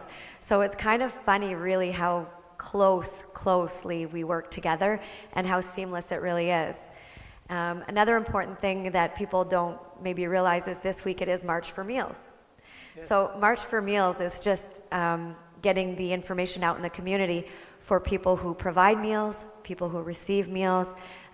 We have special people delivering meals to our clients this week, just to say that if these most vulnerable in our community weren't receiving the meals, they would not be able to stay in their homes. They're not able to get out. They don't drive. They can't access transportation. They're not even capable of using our transportation services to go and do their groceries. So this meal for them, it's probably the most important thing that happens to this person in a day. And it actually gives them a check as well. So no one calls them, no one goes and sees them, but our volunteers go and knock on their door every day and deliver a meal. So if something is going on with this client, if they are deteriorating, if our volunteers feel that it's unsafe, it's this check for the client to make sure that they get back to us and we can call their contact. And I know it's the same for your clients as well. These are the most vulnerable. So yeah, we're talking about housing. A nutritious meal in their home on a daily basis is so important. Just in addition to that, with many of the families that I visit with, and it's important to note that Homeward Bound covers all of Lambton County. So some of our services are city versus county, but the Homeward Bound program does cover the entire county. But often we'll have families that want to get their parents the meals, or the clients themselves want to get the meals, especially the hot meals, because they may not be able to use their stoves at home or be able to cook for themselves, and that's the one guaranteed hot meal that they have that entire day. So it's just amazing the services that we're able to provide together for our community. That's all. Any questions or comments? Awesome. Well, thanks for joining us.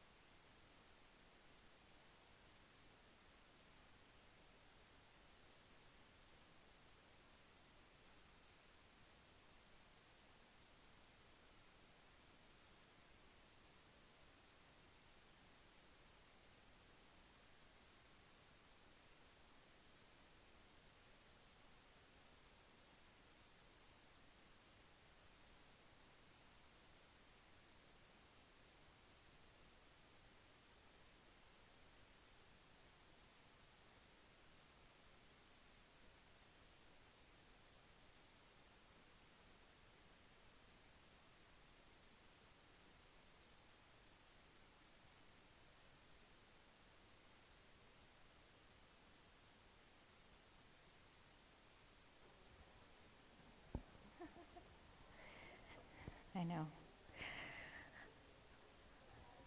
Okay, so we are going to just move right into the next presentation. And I just again want to thank everyone for speaking to us about those collaborative community supports.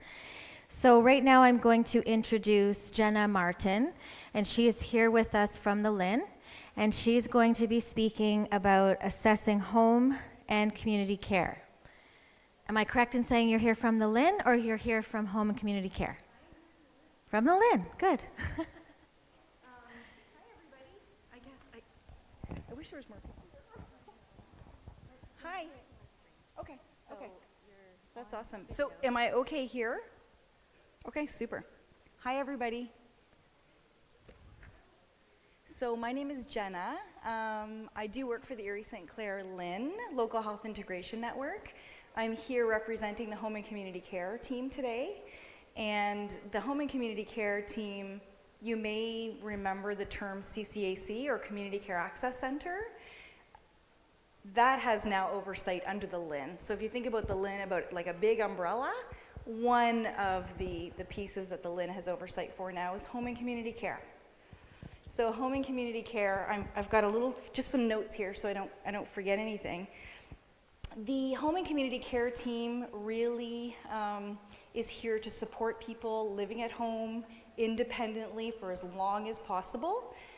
And once we can no longer do that with a combination of supports that we can provide for people, we will talk to folks about retirement home living, independent living, maybe moving from their private home to another community based living environment.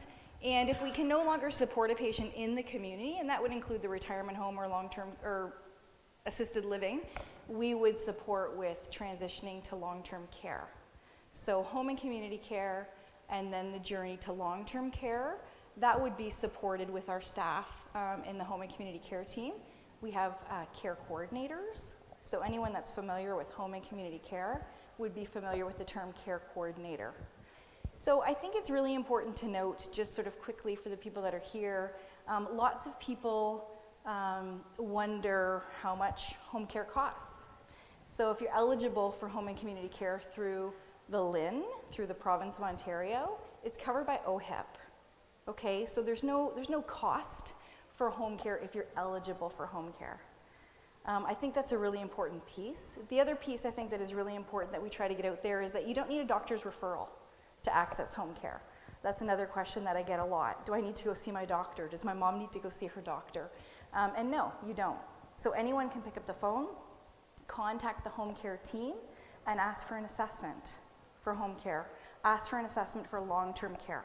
So anyone can pick up the phone and request an assessment to determine eligibility for home care or long-term care.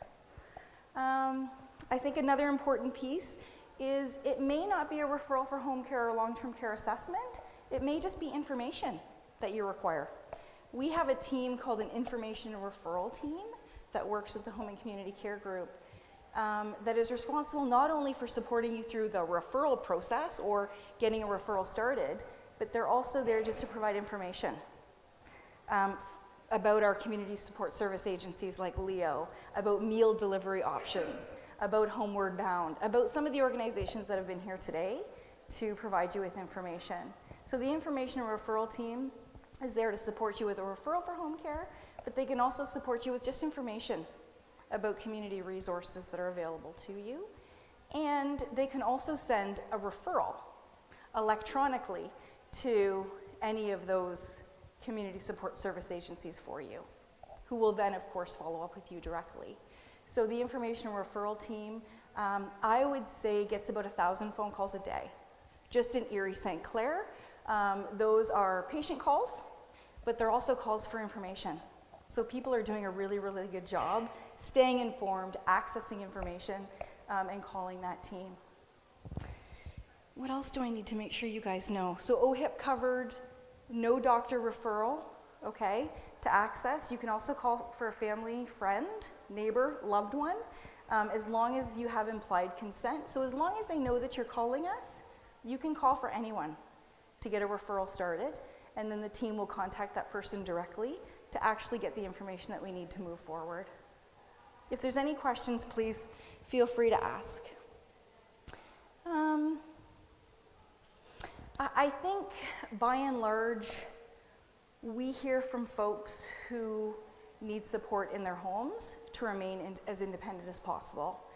Most of the people that we support want to stay at home for the rest of their lives. They want to stay in their houses, they want to stay in their retirement home, they want to stay in their independent living facility. Those are their homes, so we'll try to support them as best we can so that they can remain as independent as possible. And you know, sometimes people just need 1 or 2 visits a week from a PSW to support them with their personal care. And that's all they need. That's all the support they need.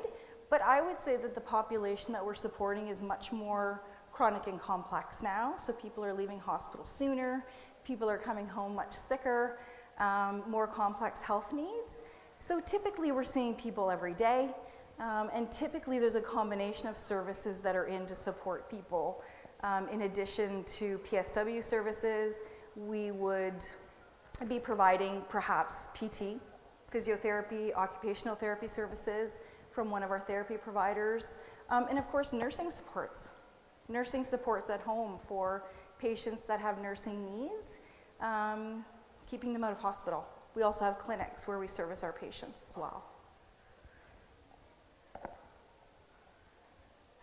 I would say it's very important for families to explore augmenting as well the home care that their loved ones are receiving. I think a lot of our care coordinators are speaking to families about not only home and community care, but how can they augment the care plan and include other community-based supports to keep their loved ones safe. And that may be some of the services you've learned about today, like Meals on Wheels, Leo, for example. So I would say that home care is a small piece of the pie in the overall picture in terms of keeping seniors at home for as long as we can. Once we can no longer support someone at home, and that's with a combination of a variety of things, home care, informal caregiving, private pay supports, and other community resources, if we can no longer support someone safely, then we would start the long-term care journey, or perhaps we talk to them about perhaps moving into the retirement home sector so that there's access to more supports and supervision. The long-term care journey would be something that could be facilitated through one of our care coordinators, and there's an eligibility component to accessing long-term care. I think in a perfect world you could just, decide the time is right and, pull up with your loved one and choose a long-term care home that you'd like them to live in and, move them in. And sadly, the system's not really set up that way. So we have to determine eligibility, and then we support families through the process of selecting a long-term care home and then supporting them until we can actually move them in. So any questions? I sort of touched on some high-level information. Does anybody have any questions that I can support you with?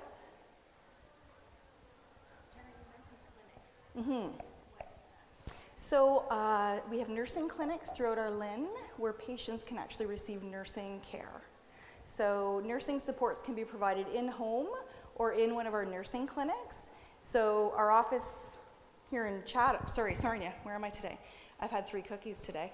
Our office here just down the street on Pontiac Drive is actually the home base for all of our care coordinators here in Sarnia.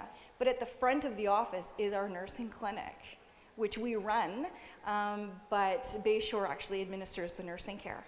So lots of people that have full-time jobs require nursing, right? And they don't want to sit at home all day and wait for their nurse to come and support them. So the nursing clinics see hundreds of patients a week and are open 7 days a week.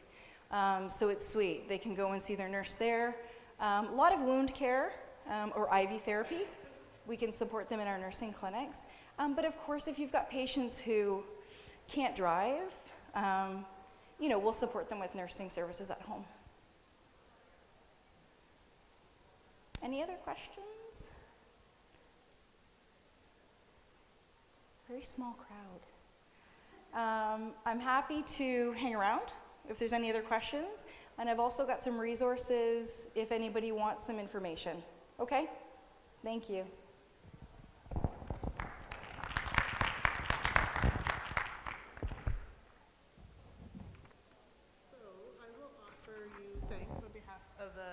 Sarnia Age-Friendly Housing Subcommittee. So thank you for your time and your information that you shared. Awesome, thanks. Welcome. So that is our last formal presentation for the day. We do have some closing remarks from our housing co-chairs. So maybe we can start that in 5 minutes or so, or do you want to wait? Yeah, okay.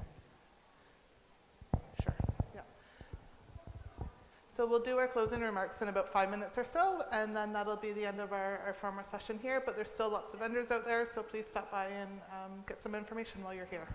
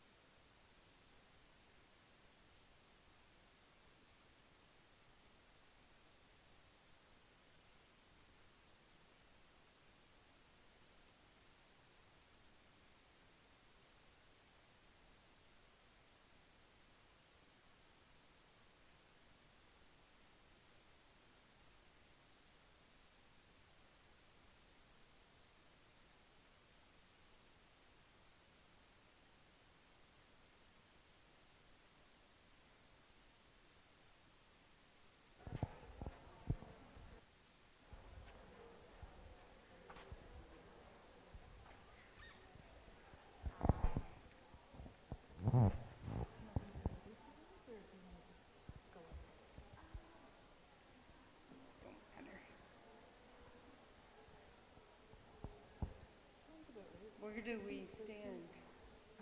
Some people have been going up on stage.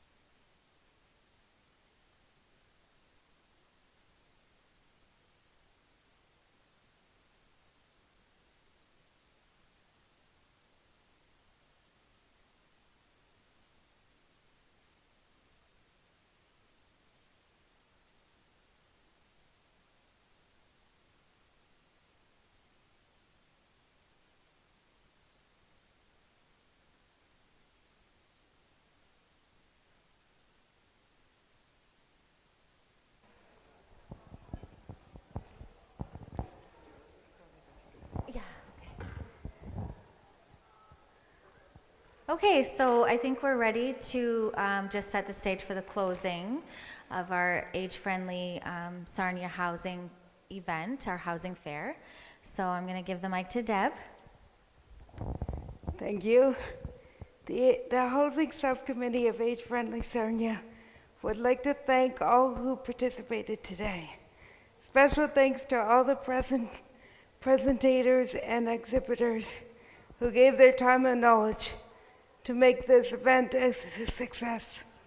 We would also like to thank Wellings and Steve Zimmerzima for donating the refreshments today. We'd like to thank Living Hope Church for allowing us to use this wonderful facility. We would also like to acknowledge the hard work that the city's age-friendly coordinator, Amy, has put into this event. I'd like to acknowledge that Community Legal Assistance Sarnia donated a gift certificate to the Superstore for anybody who filled out a survey, as well as Lambton College, who donated a sweatshirt, and a beautiful painting donated by our subcommittee member, Jessica Rabbit. So if you haven't completed a survey today, please complete a survey and be entered into that draw. We have some wonderful prizes. Again, thank you for everybody for attending and making this a wonderful success.